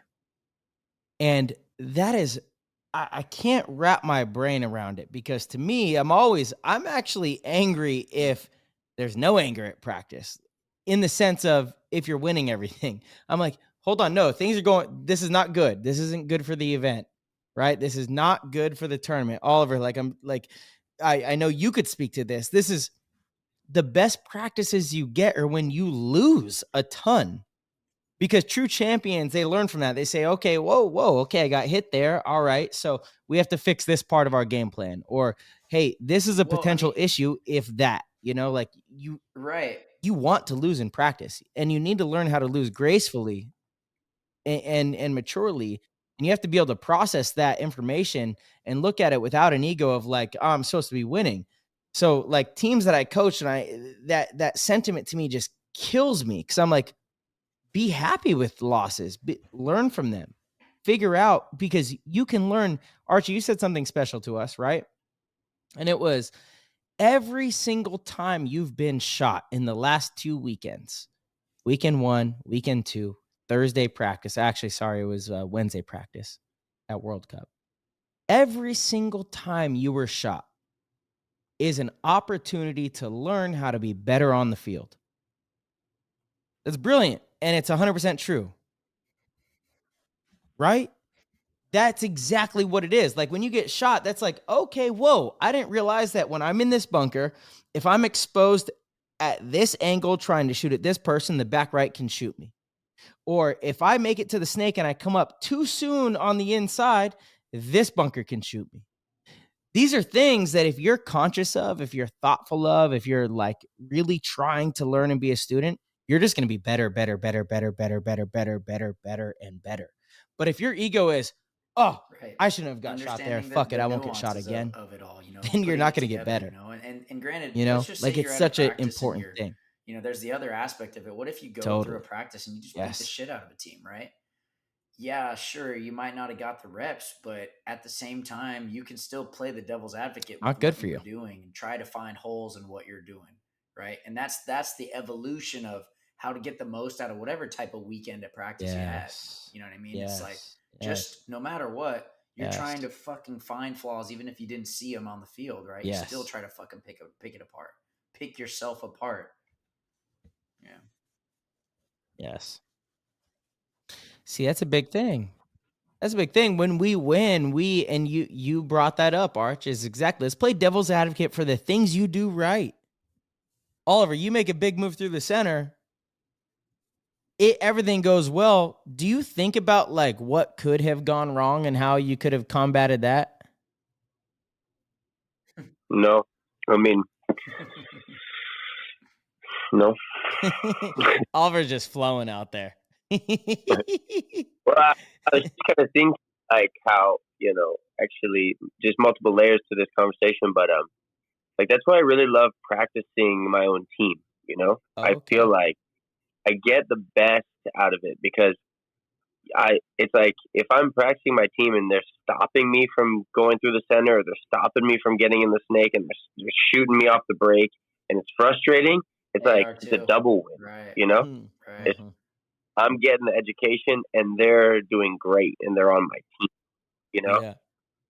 So it's like if you're playing your team and you're just pummeling them and you're just running all over them, like that's not cool. Yeah, you know, like but this is why Archie is fucking elite now. Because when he's winning and making all these moves, he is playing devil's advocate of like, yeah, this all worked, but guess what? What if someone figures this part out? How can I still make that happen? And it's incredible. Totally. This is why, like, to me, Archie's They the didn't do season that? MVP. It's a bummer there's like not a award for that. Actually, I think it's kind of crazy. make a PTG. Yeah, maybe we should make a PTG thing. You're right. Oh, or like, yeah, because to me, Archie is the season MVP. The way he played at different events throughout the year is like, it's like in 2019 when they were like, is it Malloy or is it Archie? Malloy was amazing, but Archie had moments that were so special, like magic, just special. The things that he did. And again, this year, I think he topped that season. And Well, I think there's like a certain brightness, like what Archie just said about like playing a bunker that kind of like doesn't get you the glory, yeah, you know? Totally. And That's usually there's my not spot, though. He took my fucking spot this time. there's not many people out there that can do that and to be okay with that. Like it happened a little bit more in 7-man. I can do You that. know, That's back my spot. Go to the Dorito side, fucker. yeah, exactly. Right? Like, you know, I remember playing with somebody. His name starts with, I'm not going to say his name, but Say his name. Billy Wing. R. Oh. Starts with R and with N. But I remember he's like, I'm not going to that spot. I'm like, Starts with all right, the I'll R go and there. ends with. Oh, Ryan. I was like, okay, Yes. I'll go there. And it was a bad spot, but it's like somebody needs to do it, you know? And I feel like that's a really high level of eliteness is when you can just Yes, it is. fill the hole and do what's necessary for the Yes. team to win. And if it's Yes. not glamorous or glorious, then you're going to get, you know, the IG or going to get the girls or whatever it is, but you The win. girls. Yeah, There's so fucking many them girls off at us, all paintball. It's of us. great. So, man, If I just batting them off, dude. you know what I mean? Like, Yeah. like that's big. That's big Yeah. to play a spot that nobody wants to play or that Yes. sucks to play. It's hard to play. And you need people on the team that are going to do that. And to Dude. me, those are the elite guys who don't even cringe at all. They're like, yeah, I got it. No Dude. worries, you know? Archie's on Goat Mountain, period. There's Goat Mountain. He's up there. He's got his goat. And he's like, honestly, what's so funny is his story is halfway there. Because at the end of his career, there's going to be like 50 more wins with Dynasty, and it's going to be fucking nuts. He's going to have like 25 more MVPs, and it's just going to be crazy. So, like, you know, it's just getting started. Yeah. But I It's on think the Kid good Arch, out. I do think Kid Arch has to go. I know we've kept him here much longer than he said he was going to Thank you, be guys. here. I know he has stuff Always a going on pleasure. tonight with the Ollie, fam. we'll talk soon. Tyler, Archie, good to see dude. you as always, man. I Thank love you, you, bro. brother. PG fam. Thank Love you the so much, support. Always, man. I love coming You're the on best. Here. It's always a good way to Yes. spend my evenings. And You too, Yeah. brother. Anyways, you guys enjoy and y'all have fun. I'll have to check in tomorrow for the rest of it. I got you. You're Yes, the sir. best. Hey, just make What's sure up, not brother? to exit the window. Just, you know, yeah, you got it. There we go. Hey, Archie, I just also wanted to Yes. I wanted to answer your invitation publicly. If it's available and it's open, and you and your beautiful Yes. wife to be would love me Killer to that, guys. do the honors of wedding you guys, Yes. it would be a tremendous joy for me This is gonna to be great. Already 23 is a win. for that. Lovely. Thank you, Ollie. We're gonna be we're so elated. Epic. I'm looking forward to it. Epic. Oh, that's crazy. Look at this guy. Hey, He's going to man, be here for don't practice squeeze- anyway. don't It's like squeeze around too the same much. date. So he's going to be here for practice. All Then right, he that can go sounds do lovely, we'll man. do the All right, wedding. well, Oliver, enjoy the rest of your time here, and we'll link up soon. All right, Beautiful. you guys as well. We'll talk soon. Love you guys. Happy holidays, Arch. Love have you, a good Arch. night, brother. See you, bro. See you, bro. Huh. Woo. Amazing. Amazing. Another one. Amazing. Another one. Oliver, can you believe that we bagged Kid Arch? Dude, what a home run. The other thing is like, when you get a guy like Kid Arch, you just cripple the other team too, It's like X Factor just got toasted once Kid Arch left. Yeah. I mean, they're okay. What's They're funny, okay. they're good. Yeah, they still they're formidable for sure. X Factor is a great organization. Yes, they're formidable, but like they were a top 5 team or top 4 team, I would say, with I think Archie. they still are, actually. Fair enough, but they're not as strong. No, totally not. Yeah, no. You need that X Factor to actually win, and Archie's a winner. He's Well, Archie was one of the guys who, like, he would win tournaments for X Factor. Yes, totally. 100%. Especially when 100%. That 2019, his run with them, and obviously he played with us with Golden State Kings, but he was like, I mean, it was just iconic. It was, you saw performances that you just did not see from the rest of the players. It was amazing. He was so what good. also I love about he's just operating from such a mature place, like I agree. I mean, I don't know if it's public knowledge, but he just comes to Dynasty. He's not even asking for anything. He's just like, yeah, I want to win. Totally. And it's like, damn, that's no money. powerful. I know people are like, oh, Dynasty paid him so much money. No, Dynasty didn't pay him so much. That's amazing. Yeah. And I was just hanging out with him in Texas, and he's just got the mind. He's got a mind on him. He's got a mind on him. He's got a huge heart, and he's like, he's kind of like we were talking about Dalton. He's another version of that in a sense. And I agree. It's amazing to know people like that. Like when you walk away from all this, you're gonna have paintball community people and whatnot, but like, man, some of the guys that have been on your team, their teams, they're like some of the highest caliber individuals you'll ever meet in your life. Yeah. So true, Ollie. It's Totally. so true, man. And we see it, because we're so lucky to be able to travel and meet so many people. And then, you go to the paintball tournaments or your team and you see all these individuals that we're so fortunate to rub elbows with. And you're just like elated because they're the best people in the world. And you're like, damn, we're so lucky, to have this game. Totally, bro. I've looked like far and wide for amazing men, and most of them are here in paintball. There's a few, I found a few. Yeah, there's a few out there, but like the majority of them are just these amazing dudes that you all know and that we all know together. And, beyond that, I haven't found many more. Yeah. And I've looked. It's true, man. And it's cool to see how people change, like that was kind of the funnest thing was to see like how everybody was just so much better. What were like, some of the changes? What were some of the big changes you saw?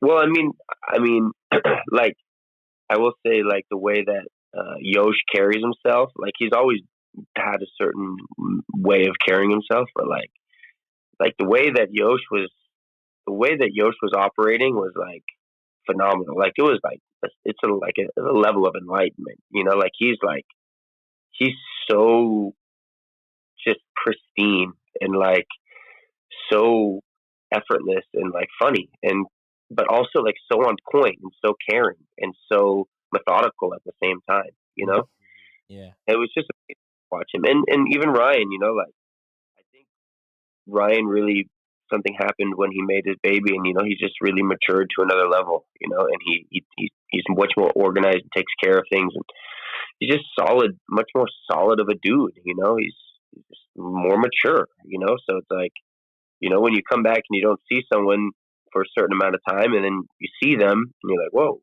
you carry yourself and you act differently, I mean, both of you guys do too.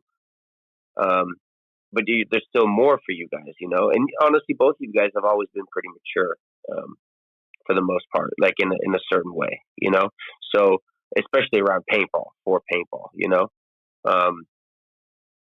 so, I mean, both of you guys have really old souls in that sense. Like you're not, there are some people that were just different, and better, and cooler, more understanding, Yeah.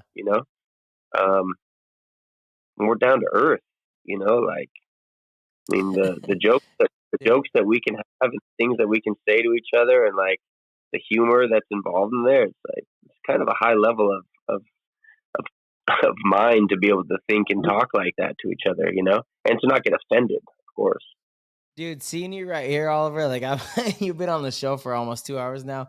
I'm like, I'm like looking back at you, so I know it's not even good for the show because the show they see me, I should be facing that, but I'm looking at you here, like the closest view that I could get of you.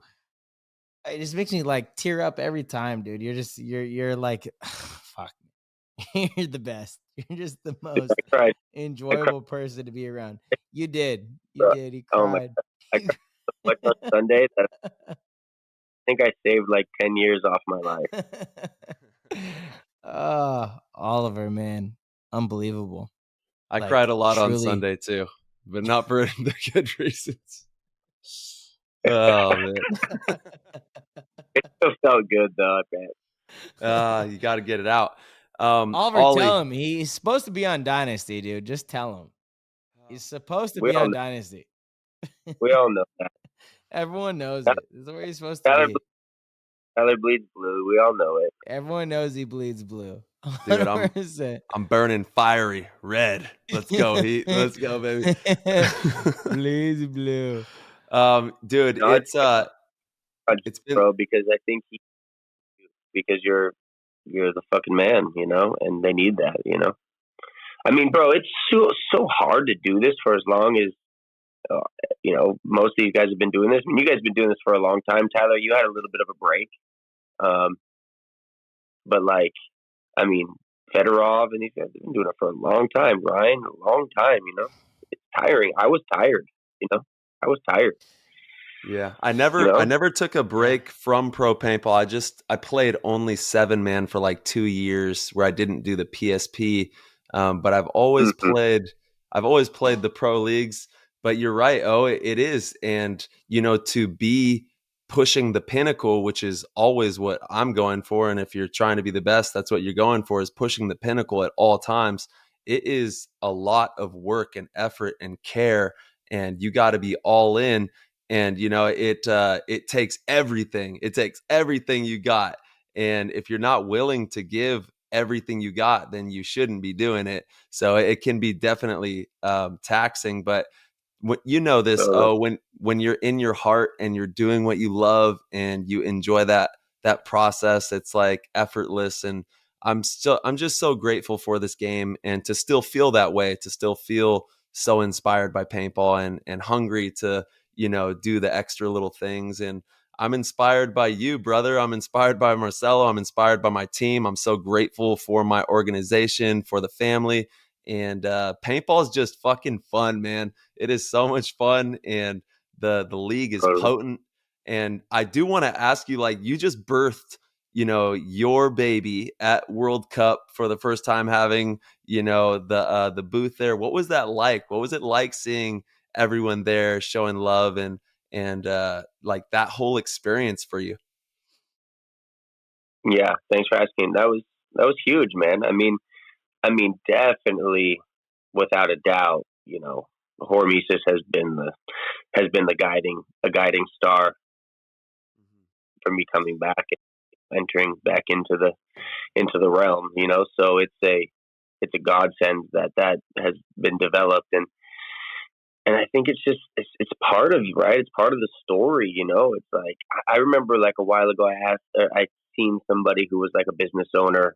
He might have even been a paintball guy. I can't remember, but I was at his place, and I remember one day he's like, "Oh yeah, you'll have this one day. You'll do this one day. You'll have this one day." And I was like, "No, I'm not doing that.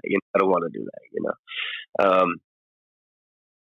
So to have like our brand and realize that I have a brand is, first of all, like an interesting realization, because again, if I would have gone to Alex a couple years ago and said, "Hey, let's start a brand," he would have been like, "Nah," you know. But like how it's shaped up into what it is now, and where it's going to be. It's essential. It's part of this story. And, I think like, man, we're not only are we the way showers of the way you play this game, but I feel like we're also going to be the way showers of how this game is, shown and played and presented and articulated in the future. Like what you guys are doing here with PTG, you guys are essentially documenting a lot of content of how to do this and how it's done and the stories. And, we didn't have this before. People are going to be able to listen to this for the next 20, 40, 50 years, or whatever it is, right? There's a lot of info in this. So I feel like in the weirdest way, like this is just the beginning of this, and as I see it with Hormesis and having a booth, like I never would have thought that we were going to have our own brand, but it all makes sense. It was like, finally, it was like a booth, a brand that I really liked and that I was supporting and that I really felt, compensated by, and I felt like proud of, I felt like it was mine, instead of it being like somebody else's and I'm like showcasing somebody else's stuff and I'm doing something for somebody else, which is what I did for 20 something years. You know what I'm saying? Yeah. And, super important for guys like us, for you guys, for Kyle and Alex to do Tiger Wear. I feel like, everybody should have their brand. You guys should have your own brand, man. This is it. Like, you are paintball, and people want to support you, and that's, look at HK, HK shot up to a huge growth of success. People wanted to support them. They liked those guys, Dave Youngblood was Die, John Gregory was JT. That was kind of the very beginning of it. But a lot of people are the front men of their brands. If you look at skateboarding, like all of my favorite skaters owned their own brands now, and are the next level pioneers of the way that it's going. So that's what I want to do.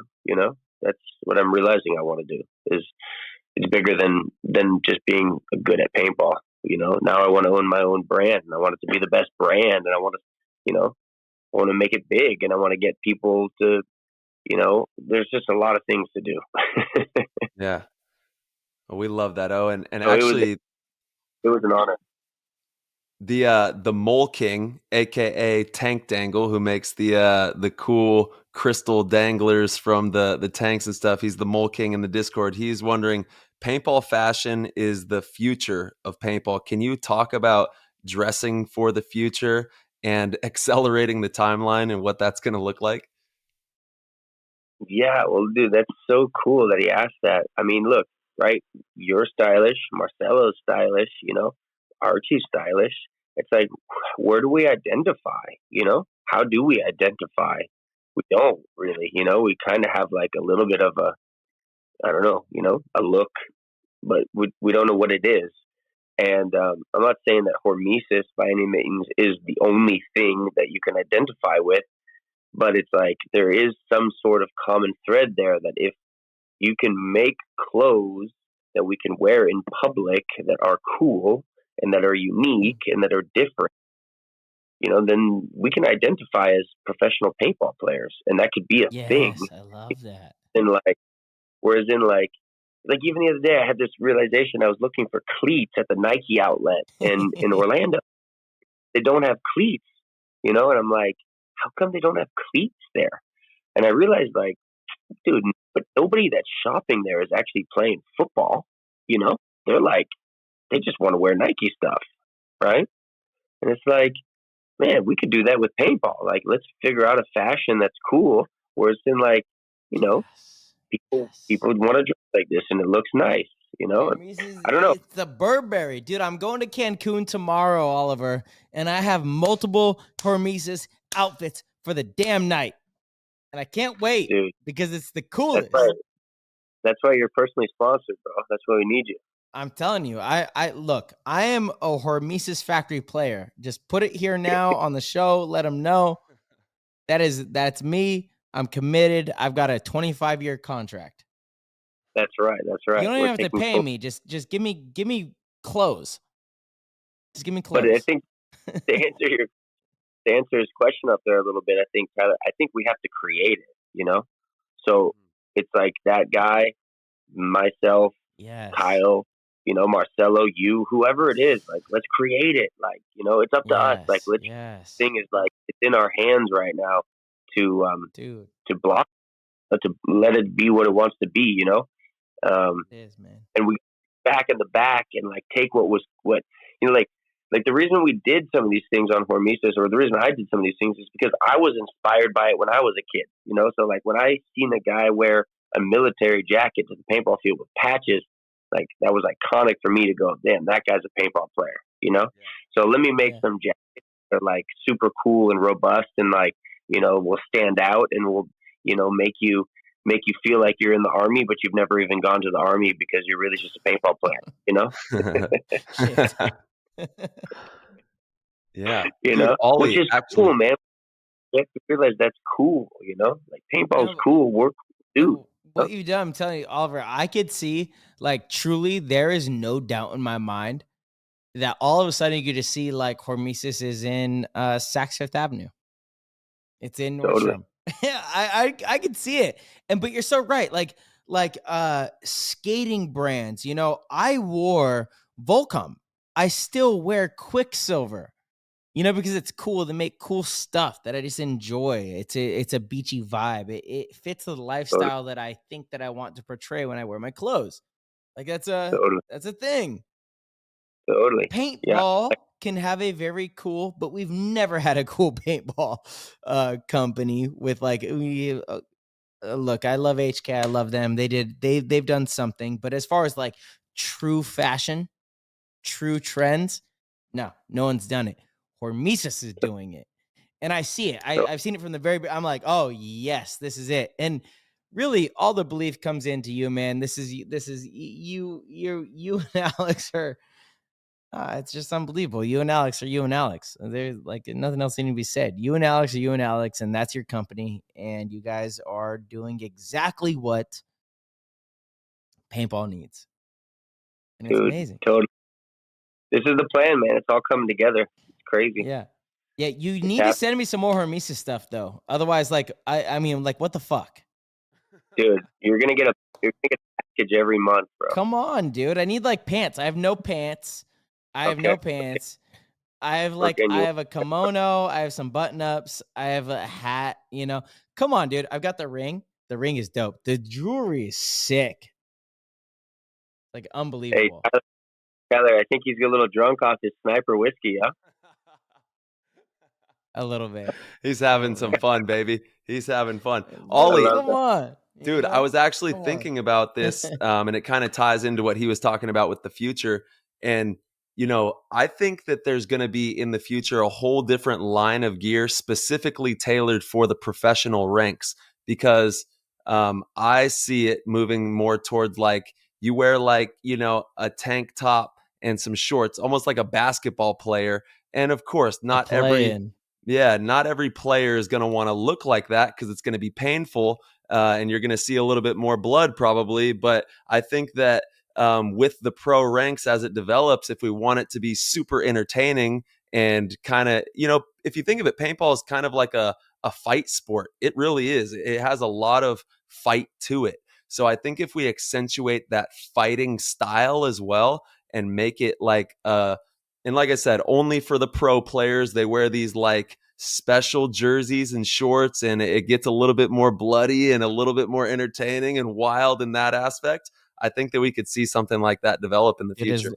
As long as these shorts have nut protectors, I don't care. I don't care if I get shot in my bare skin on my arms, my belly, or my legs. I just care about the jewels. Yeah. The jewels, dude. Like, right? I don't know. Am I the only one? Oliver, how do you feel? For sure. You got to protect those babies. Yeah. Yeah. No, I hear you, Tyler. I'm with you. Like, and this kind of, I'm working on something that you're gonna like. I think you're really gonna like it. I've shared a little bit with Marcelo, and I'm working on it. It's a big project, but I definitely agree with you. Like, I see something that's definitely not what we're wearing now. Like, definitely not what we're wearing. I feel besides a few of the pro teams, like Heat, Impact, definitely Dynasty, and there's like a couple other teams, they look pretty good. And there's just some teams that just look bad, you know, and you're like, damn, those are ugly jerseys. Those are ugly. Like, it just doesn't look good, you know? And we do need some sort of uniform, you know? We do need some sort of like thing that can need like a basketball, right? Like, you know, they Yeah. got basketball shorts and they got a basketball shirt, and, you know, like that's what you look like, right? So, you know, we do need a uniform in some way, and it needs to be sleeker and needs to be, you know, definitely cleaner and better, you know? Yeah, and it'd make it easier for 100%. for the refs too. You know, you have this more sleek, tight fitting, like, you know, maybe not super tight, but it just not so many layers and like things for things to get folded into, and you know, there's definitely some developments that can be made there. Totally, totally. I mean, that's what I'm saying, bro. I think we're really on to something here. Like, the future is just happening. All of our minds are starting to work differently, right? Like, Yes. you guys even created, like, you know, 5 years ago, if I said, hey, you guys are going to have a podcast, you guys would have laughed at me, you know? Like, Yeah, For sure. years are turning differently, you know? And we're Who would have starting to known would have the #1 show in paintball? let's go. the number We don't have to put the adjectives of like live, you know. We're just the #1. the number. You guys are good quality content, man. You know, people love this stuff. It's a great name. You guys are both amazing players playing on two different top level teams. Like, who doesn't want to listen to this stuff? It's excellent. And we Lang, I got love Ollie you. Lang. We got Oliver Lang, you're Lang the on the best, show. Let's go. dude. Bro, Like you. however I can help this show in any which way, I'm doing it, bro, because this stuff is important, man. Like, watch, I bet you in, like, okay, track it. If this is on YouTube now, right? How many people have viewed these things, and then come back to this thing in 10 years, and let's see how many people view this thing. You Oh, know, it's gonna be crazy for sure. Run it up, baby. you guys are you guys you guys are essentially the modern day magazine. Yeah. Ah, I love you, oh. You're the fucking best. God damn it, you're the best. He's on Oliver, that we have wild Discord turkey. questions. The PTG Nation Discord. So shout out to PTG Nation. If you want to be part of PTG Nation, you head over to ptgpaintball.com. Sign up. Any level. Blah, blah, blah, blah, blah. We've said it many times before. PTG Yeah. Nation is dope. You get to ask tons of questions. We got the first one. Lil G from the Bean. Oliver, he wants to ask you. He goes, Oliver, first of all, welcome back. After this weekend outstanding performance, will we see you during the 2023 season? And from the last time you played until now, has the game changed and has the mindset changed? Those are the two most important questions. Yeah. Well, like, the first question part of it is a mystery. We'll see what happens, but maybe good chance. I mean, man, the game has changed for sure, and the people have changed for sure, and I think the people have gotten better. I feel like there's an essence of the game that's never going to change in a sense, because you know there's some fundamentals to it. You know, like, basketball doesn't change. You know, the game is still there. You just have to adapt to the different elements of the way you play it. So I think, like, with paintball coming back, I don't want to say like it was different, because obviously, you know, it's got the same fundamentals, but of course it changed. There's new referees, you know, it's new additions of Tyler. There's new versions of Marcelo. There's new versions of myself. So the whole thing did change, yeah, you know. But, you know, there's a blueprint to it, you know, and I feel like if you can stay true to that blueprint, you're still gonna have success in the game, right? Mm-hmm. Absolutely. Epic. I love that. All right, Cameron Clifford. He's wondering. First of all, congrats on the three-peat dynasty. And also, he said, Heat, such a great season as well. Dynasty crew with so many all-star players on the team. How did you guys pick the lineups from match to match? That's Skinny Kevin, yeah. That's Skinny Kevin, and like I said, you know, it's like you, Tyler, and Archie. You know, you guys have been starters on your teams for a long time. Like, and I've always been a starter too. Like, so it was really strange to not be a starter on the team. You know, For sure. really strange for, like, Skinny Kevin to be like, okay, yeah, this is the line, and, like, I'm like, oh my ear, I'm like, call me. Couple Come times, on the go bench, up, like, baby. a couple times I'm like, Skinny, am I in? And Skinny's like, nah, you're bound. Um, but Oliver. I love that when he yelled at you, it was on camera, and literally, I think 95% of the paintball community was like, "Don't you ever yell at Oliver again." He's it's fucking hilarious. good for Skinny to get pissed off a little bit. But Totally. but I learned something. I learned a lot, and this is actually something for anybody who's trying. And actually, I told the kid on your team, Tyler, the new kid that you guys picked up. Yeah, What's his name? Justin. Justin. Yeah, like he sat next to me for a minute, and I was like, yeah, hey, nice to see you, nice to meet you. And I was all, listen, like, I was all, bro, you got to keep showing up, because first of all, that's what makes a difference, like I started, Marcelo, you didn't see it, but I was going to the field every day at 6:30 with Skinny Kevin, to watch games. No, I did see it, Oliver, because every morning in the group chat, it was Damien, Arturo, and Oliver in this van. So like our team has a tradition of when you leave the hotel, if you're in a van, you send the van that you're in just so that no one gets left behind. And every single morning, Oliver was in the very first van, and all the veteran guys are like, what the fuck are you doing going at 6 a.m., maniac? We could watch on the webcast. Oliver was at the field to watch every single game from start to finish. This actually hasn't been told. That's a story. You're right, Oliver. You were there every single morning, and every morning I noticed, I was like, this motherfucker, dude, he's the same old dog. He's the same old dog. He's the same old dog. He's trying to catch up on anything he can.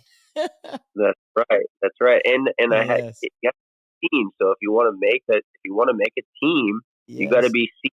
You can't be annoying. You can't be for the top. And it's like you just got to kind of, and then you're there in the right place at the right time. Like where I think everything for me was, I think it was against Impact, where it was kind of like me and Blake were playing and Mikey were playing, and then like Blake got a penalty. You know what I'm saying? Remember that? Yep. Oh yeah, I remember it for sure. That was I was like, okay, and then I was like there every morning, and I was like with Skinny Kevin, and then the very next day, Skinny Kevin's like, okay, you're gonna play more. And it was like those are those little details. Like if you want to make it onto a team, like, man, you got to fight for it, but you got to fight for it in a tactical way where it doesn't look like you're fighting for it. You just happen to be there at the right place at the right time when you need it. You know what I'm saying? And Oliver, I think that's the difference. As a coach, when I coach divisional teams, one thing that I preach more than anything ever, and this is like alluding to exactly what you just said. Once you get to the tournament, you're going to be at a point to where you have a certain talent level, you have like a certain experience. Like, all right, you have to be 100% in control of the things you're in control of, right? So the stuff that's like a easy decision, you have to manage that. You cannot mess up the stuff that you are totally in control of. That means like getting to the gate in time, having the play ready, understanding the calls, understanding, who you're playing against, where you're supposed to shoot on the break, like all that stuff that you are 100% in control of, you have to be in control of. The stuff that you're not in control of, okay, we got to try to manage that a little better than the other team. The teams that do that win. If you all of the stuff, like I'm not gonna get a penalty on getting clipped in the pack, and if you can manage all the stuff that you're supposed to manage, and then you do a few more things than the other team that you're not supposed to, that's how you win. That's how you win. Period. That's it. That's the formula. The stuff. Yeah, there's all these like little tiny things that like are counted for that you don't really they're not big and they're not so gigantically significant in the grand scheme of things. It's not like you run through and shoot 5 guys or whatever it is, but it's like it's those little things like you're ready, you know, your guns, you've got paint in your loader and you're ready, you know, Yeah. and it's like those are those little things, man. Like, you know, and then when you're not ready, all you do is you distract and take away from, you know, from everybody else, you know, which is unfortunately what a lot of people do to each other. They just take away from each other. Where it's Yes. like, Yes. you know, like that's what I try to do in life. My newest like thing is like, how can I enhance your life as much as possible? Like, I don't want to take away from anything of you, you know. So it's like if I need to like excuse myself because I'm doing something that's taking away from you, like that's what I need to do, you know. I heard something. I heard something cool today. It said, "You might not always know what to do, but you definitely know what not to do." You know. Totally. So That's it's like, powerful. as you know, it was funny. There's a lot of kids coming up to me this weekend. They're like, "Oh, can I get a signature?" And I'm like, "You got a pen?" It's like, "No." And I'm like, "Bro," I was like, I'm like, I had to give him like I had to give him Uncle Oliver a little, whipping in shape. I'm like, bro, you want a signature, but you don't have a pen. Like, you got to get organized, bro. Get it organized. Get it You know, organized. Dude, I like love let that, me get a Oliver. picture. No, and I'm like, look, organize the camera. I'm here when it's ready. You know, like just get Yeah. hmm Uh, No, you're right, Oliver, dude, Ollie. you're oh It's all man. about like serving, man. I just, Being a servant to others is the most dude, rewarding thing ever. you're You like know? Santa Claus right here to me. I'm being so cheesy on this whole episode. I get it. But we have Santa Claus right here. That is a fucking Santa Claus. Hey, Your happy jolly holidays, ass baby. cheeks. Happy Happy holidays. holidays. oh, Happy holidays. Happy oh, holidays. I just, oh, man, I oh. love you so damn much, Hey, dude. boys, don't go Done. anywhere. I got to tell my son I love him before he goes to bed. Wait, I will be right back. okay. Don't go anywhere. Okay. Okay. Hey, T's gonna do that. Because we're a what's so funny, everyone, for the listeners, nobody's heard this story yet. I was like, oh yeah, hey, 5:30. We're gonna start our show at 5:30. I forgot that when the time changes backwards, it doesn't for people in Arizona. So my 4:30 was his 5:30. Didn't realize that. Anyway, Oliver, big question from Osborne for this. Shout out to the Discord, Osborne for this. Oliver, outside of winning, what was your biggest surprise in coming back to the game? Man, it was. I don't think it was a surprise, but it was a remembrance of like how big of an impact I have on these people. On Mm. on the community, and there's just so much like love pouring in to me. Like there was so many times where like just a brother that I met or a sister that I met just like looked at me in the eyes and said something so incredibly profoundly like sweet and nice to me that I was like wow, like I need to be here for you. You know what I'm saying? Like so it was just a remembrance of like, this is my community, this is my tribe, this is my folk of people who are like minded and who are in this together. So I think that was the biggest realization of the whole thing, was damn, like, I missed all of these people. Hell yeah. Yeah, man, it really is a family Amazing. to the core. Whew, totally. Oliver, we have so many damn questions from the Discord. You light it up, dude. You light up the whole. Yeah. God, you're All right, the I got guy. one here. We got the bunker Okay. slug. Bunker slug in the Oh, building. bunker slug. Bunker slug's always good. Yeah, baby. Dude, Oliver that's Lang. the name. He's so good. He said, Oliver Lang, you are my spirit animal. Welcome back. Having now played in recent memory, is there anything that you see now on the field with your expanded mind that you would like to see altered for the betterment of the sport? I guess he's regarding to the gameplay. Is there any aspects of the gameplay you would change? Dude, the one thing that, I know Marcelo, you said it, like this field was similar to the old days. Kind of, not really, yes, in a way, but dude, what I want to see is like old fields. I want to be I want more bunkers that are smaller instead of less bunkers that are bigger, right? I feel like there's an error in the way that the fields are laid out, personally, and I feel like if you were to design fields, Tyler, or if you were to design fields, Marcelo, those would be epic. Totally Like, fucking agree. Because you have the mind and you see it, like right now we're just like, oh, what's going on here? Like, who? Okay. And honestly, it's kind of dangerous, I mean, you saw me and Chad Boucher bumped into each other, and like, Yeah. I was Yo, just Right.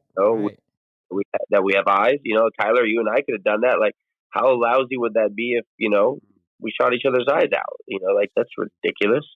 Right? Then all they do is they get tighter, and now you got to have a head strap here, or you got to have a helmet or something stupid, So like, let's get rid of these bunkers that block out the fields, and let's evolve it differently. Like, Dude, I so agree. put more bunkers. I don't know. Make them smaller.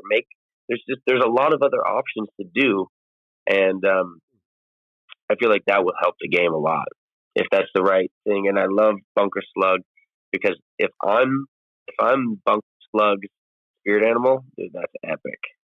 yes, baby. Yes. Love it, man. All right, I agree, man. God damn. Yeah, fuck yeah. Dude, what did that feel like? All right. Like, what, when you guys ran into each other, what happened there? It was crazy. Yeah, I mean, you know what it's like up there, Tyler. It's like there was so many spidey senses going on, and I felt him, and he felt me, and like I popped up from the corner, and he was in the other corner, and like we kind of looked at each other, and then we realized, like, okay, someone's coming, and I guess we had to guess way, I don't know what the guess was, right? Do we run around each other, or do we trade it with each other, or what happened, And we both ended up going for the same angle, and like, I was a little bit ahead of him because I started at the corner of that where it was, but he was coming with speed, and like, man, we just whacked each other, and I did that to Mikey in practice, and I felt my barrel like scrape across his head, Yeah. and I felt really bad because team, and I was like, shit, I need Mikey, he's a good player. I'm like, yeah, I mean, I feel like the notion when they brought in those big bunkers was like, okay, we need to accommodate for bigger people who want to play paintball, right? Like, that was kind of the idea, like, let's allow bigger people to play paintball. Cool, I like that to a certain degree, but like, now after many years, how many bigger people play paintball because of the bigger bunkers? I don't know, So what do we do? I feel like we need to adapt it again, and we need to get rid of bigger bunkers. I would say more bunkers, maybe, more bunkers that are smaller, instead of less bunkers that are bigger. Because you can still move around, right? Then now the lanes are a little bit just more closed, right? Like, imagine like 4 Doritos across the front of that field instead of that big thing. You could still see things, you could still get shots into places, but the maybe the lanes are shorter, And that's what I think they're really worried about, was like, back then they had these big lanes, and that you couldn't, people would just hold lanes for hours, right? And I think that's what they're afraid of. So how do you, mitigate that? You just put more bunkers, Mm-hmm. more Yeah. bunkers that are smaller. They don't bigger. No, and we've got to make sure that we keep each other safe too, because we don't want, like you said, we don't want someone's eyeballs getting blasted out because they go around this huge thing they don't know and they charge into each other. It could be, something really bad. Totally. And I would say, have people like yourselves, like myself, create the field, practice it, design it before the whole year starts, make 10 layouts that are practice and verse that Dynasty and Heat and Impact all agree on, and then say, okay, when they're drawing teams or, drawing whatever for the event, they pull it out and they're like, okay, here's the field, like, this is, you guys like this one, you okayed it, so that it's good. Love that. Something like that. Cool idea. Oliver, what's like the one thing you would change about paintball? Like, what if you were in charge of the NXL, if you were Tom Cole, what would you do for next year to be different or like, illuminate, or if you were Bart, owner of Ghost Sports, which is a different story than Tom Cole, right? You're the owner of the show, Ghost Yeah. Sports. What I, What would what you do? I would probably like make like the pro league super elite, like 6 teams, right?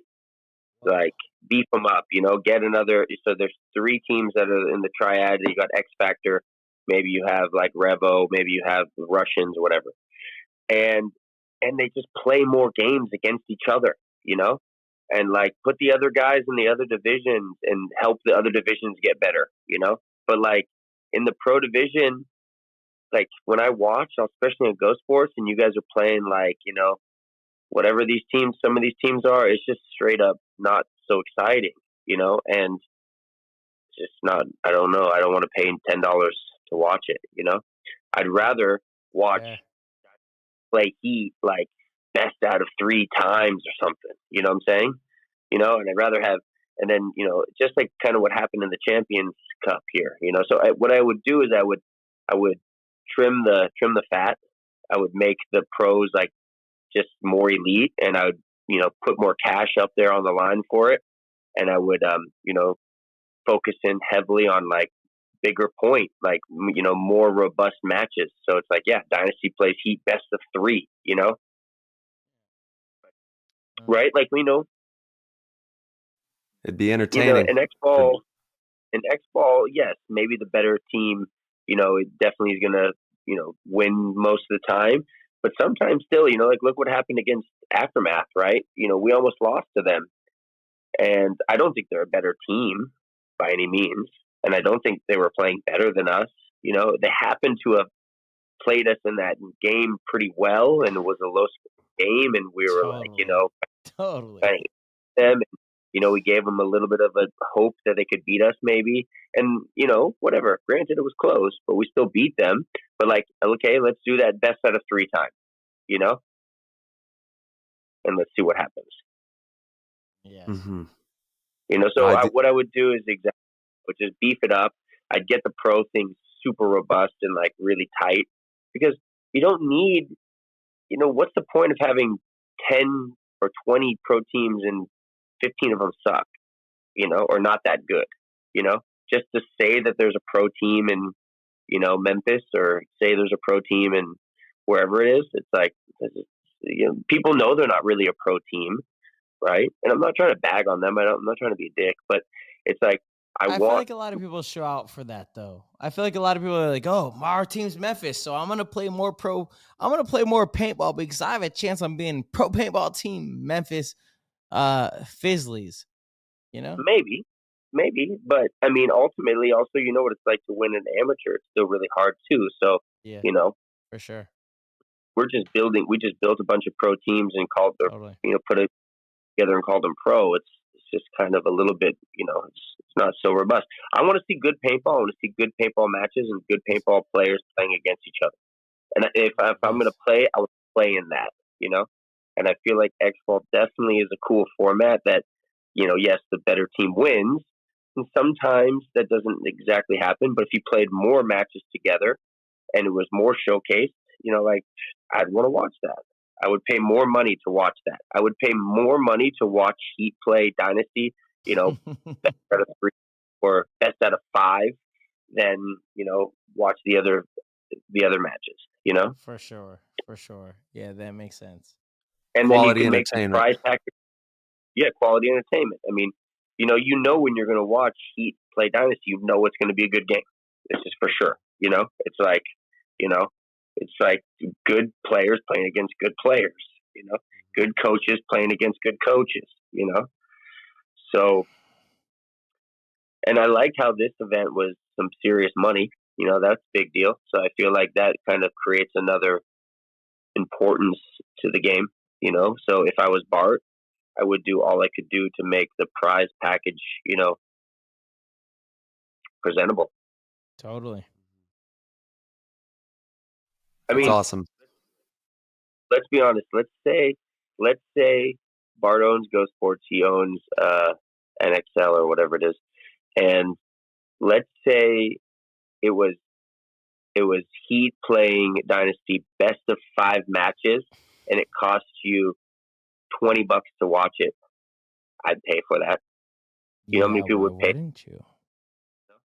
You would pay for that. Oh, hell yeah. I'd be like, damn, I want to see Hell that. Yeah, I want to see that. Like paintball games pay-per-view, like kind of like fighting, right? Maybe $50. I don't know. Totally. You get all your friends together anyways. You're going to watch it together, you know? You split the cost. 100%. And it's like, okay, so now it's $50 to watch Heat play Heat play Dynasty best of 5 matches, and that's all you get. That and boom, boom, boom, and just like battle it out, just like boom, slugfest. Like You're telling me you can't get 1,000 people to watch that? Right, please, right, so yeah. 1,000 people, $100,000, dude. Dude, you know, you can put $1,000 right on that for first place and pocket $50,000. That's a good business right there. That's a good business, Oliver. Damn it, dude. I love you. I gotta go. I have to get this show uploaded, and I have to pack for Cancun in the morning.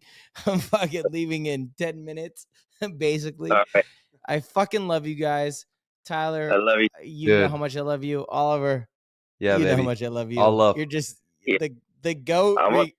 You reclaimed your GOAT status. Like, you literally just came and reclaimed your GOAT status. You said, look, you guys were talking about all this stuff. Let me just come back in and show you. Let me just reclaim my GOAT status. Next event, I want to be your guys' GOAT. I want to just hide. Yeah. Oliver, I hope with all of my might in my body that you are with us at the next event. That's all I know. So all right. Well, I want to get little Tyler in my life too, you know? Yeah. Hey. Tyler's he's got to come back too. Tyler is Dynasty. You know, things happen. Tyler, I missed him. I love him. He's my brother too.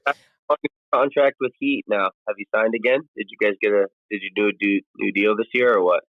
Yes, Heat 2023, and I cannot wait to keep going and battling against you because you're amazing, and it's just going to be more fun paintball. Ollie, I'm so glad to see you, man. I've missed you tons.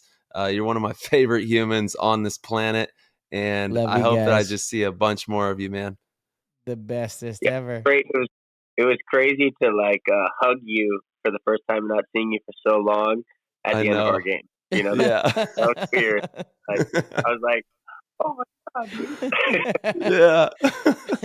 Oh, shit. That's the best, dude. So please show out. We all need you. We all love you. And thank you so much for dropping in and hanging out with us. I know everybody in the community super grateful, and we can't wait to see more of you, brother. Yes. Love you guys. Okay, you guys keep doing good work and keep evolving the paintball style and the paintball fashion. And yes, let's take this thing to the next level. And peace out to all the listeners. I hope you gained a lot of wisdom from this episode. Yes, always, baby. Love you guys. Love you, bro. Peace. All right, PTG Nation. Thank you guys so much for tuning into the episode. Hope you guys enjoyed it. Hope you guys had a blast. We enjoyed hanging out with you. Promise you that. If you guys wanted, you could head over to ptgpaintball.com. You could get access to the Discord. If you guys want to ask us questions during the episodes, that's where you got to go. You got to go to the Discord. The Discord is absolutely lit. That's where all the action is. We have tons of awesome stuff. We got fantasy football. We got tons of event surprises. It's the place to be. We're not going to talk much more about it. It's the place to be. You got to be there. PTG Discord. Head over to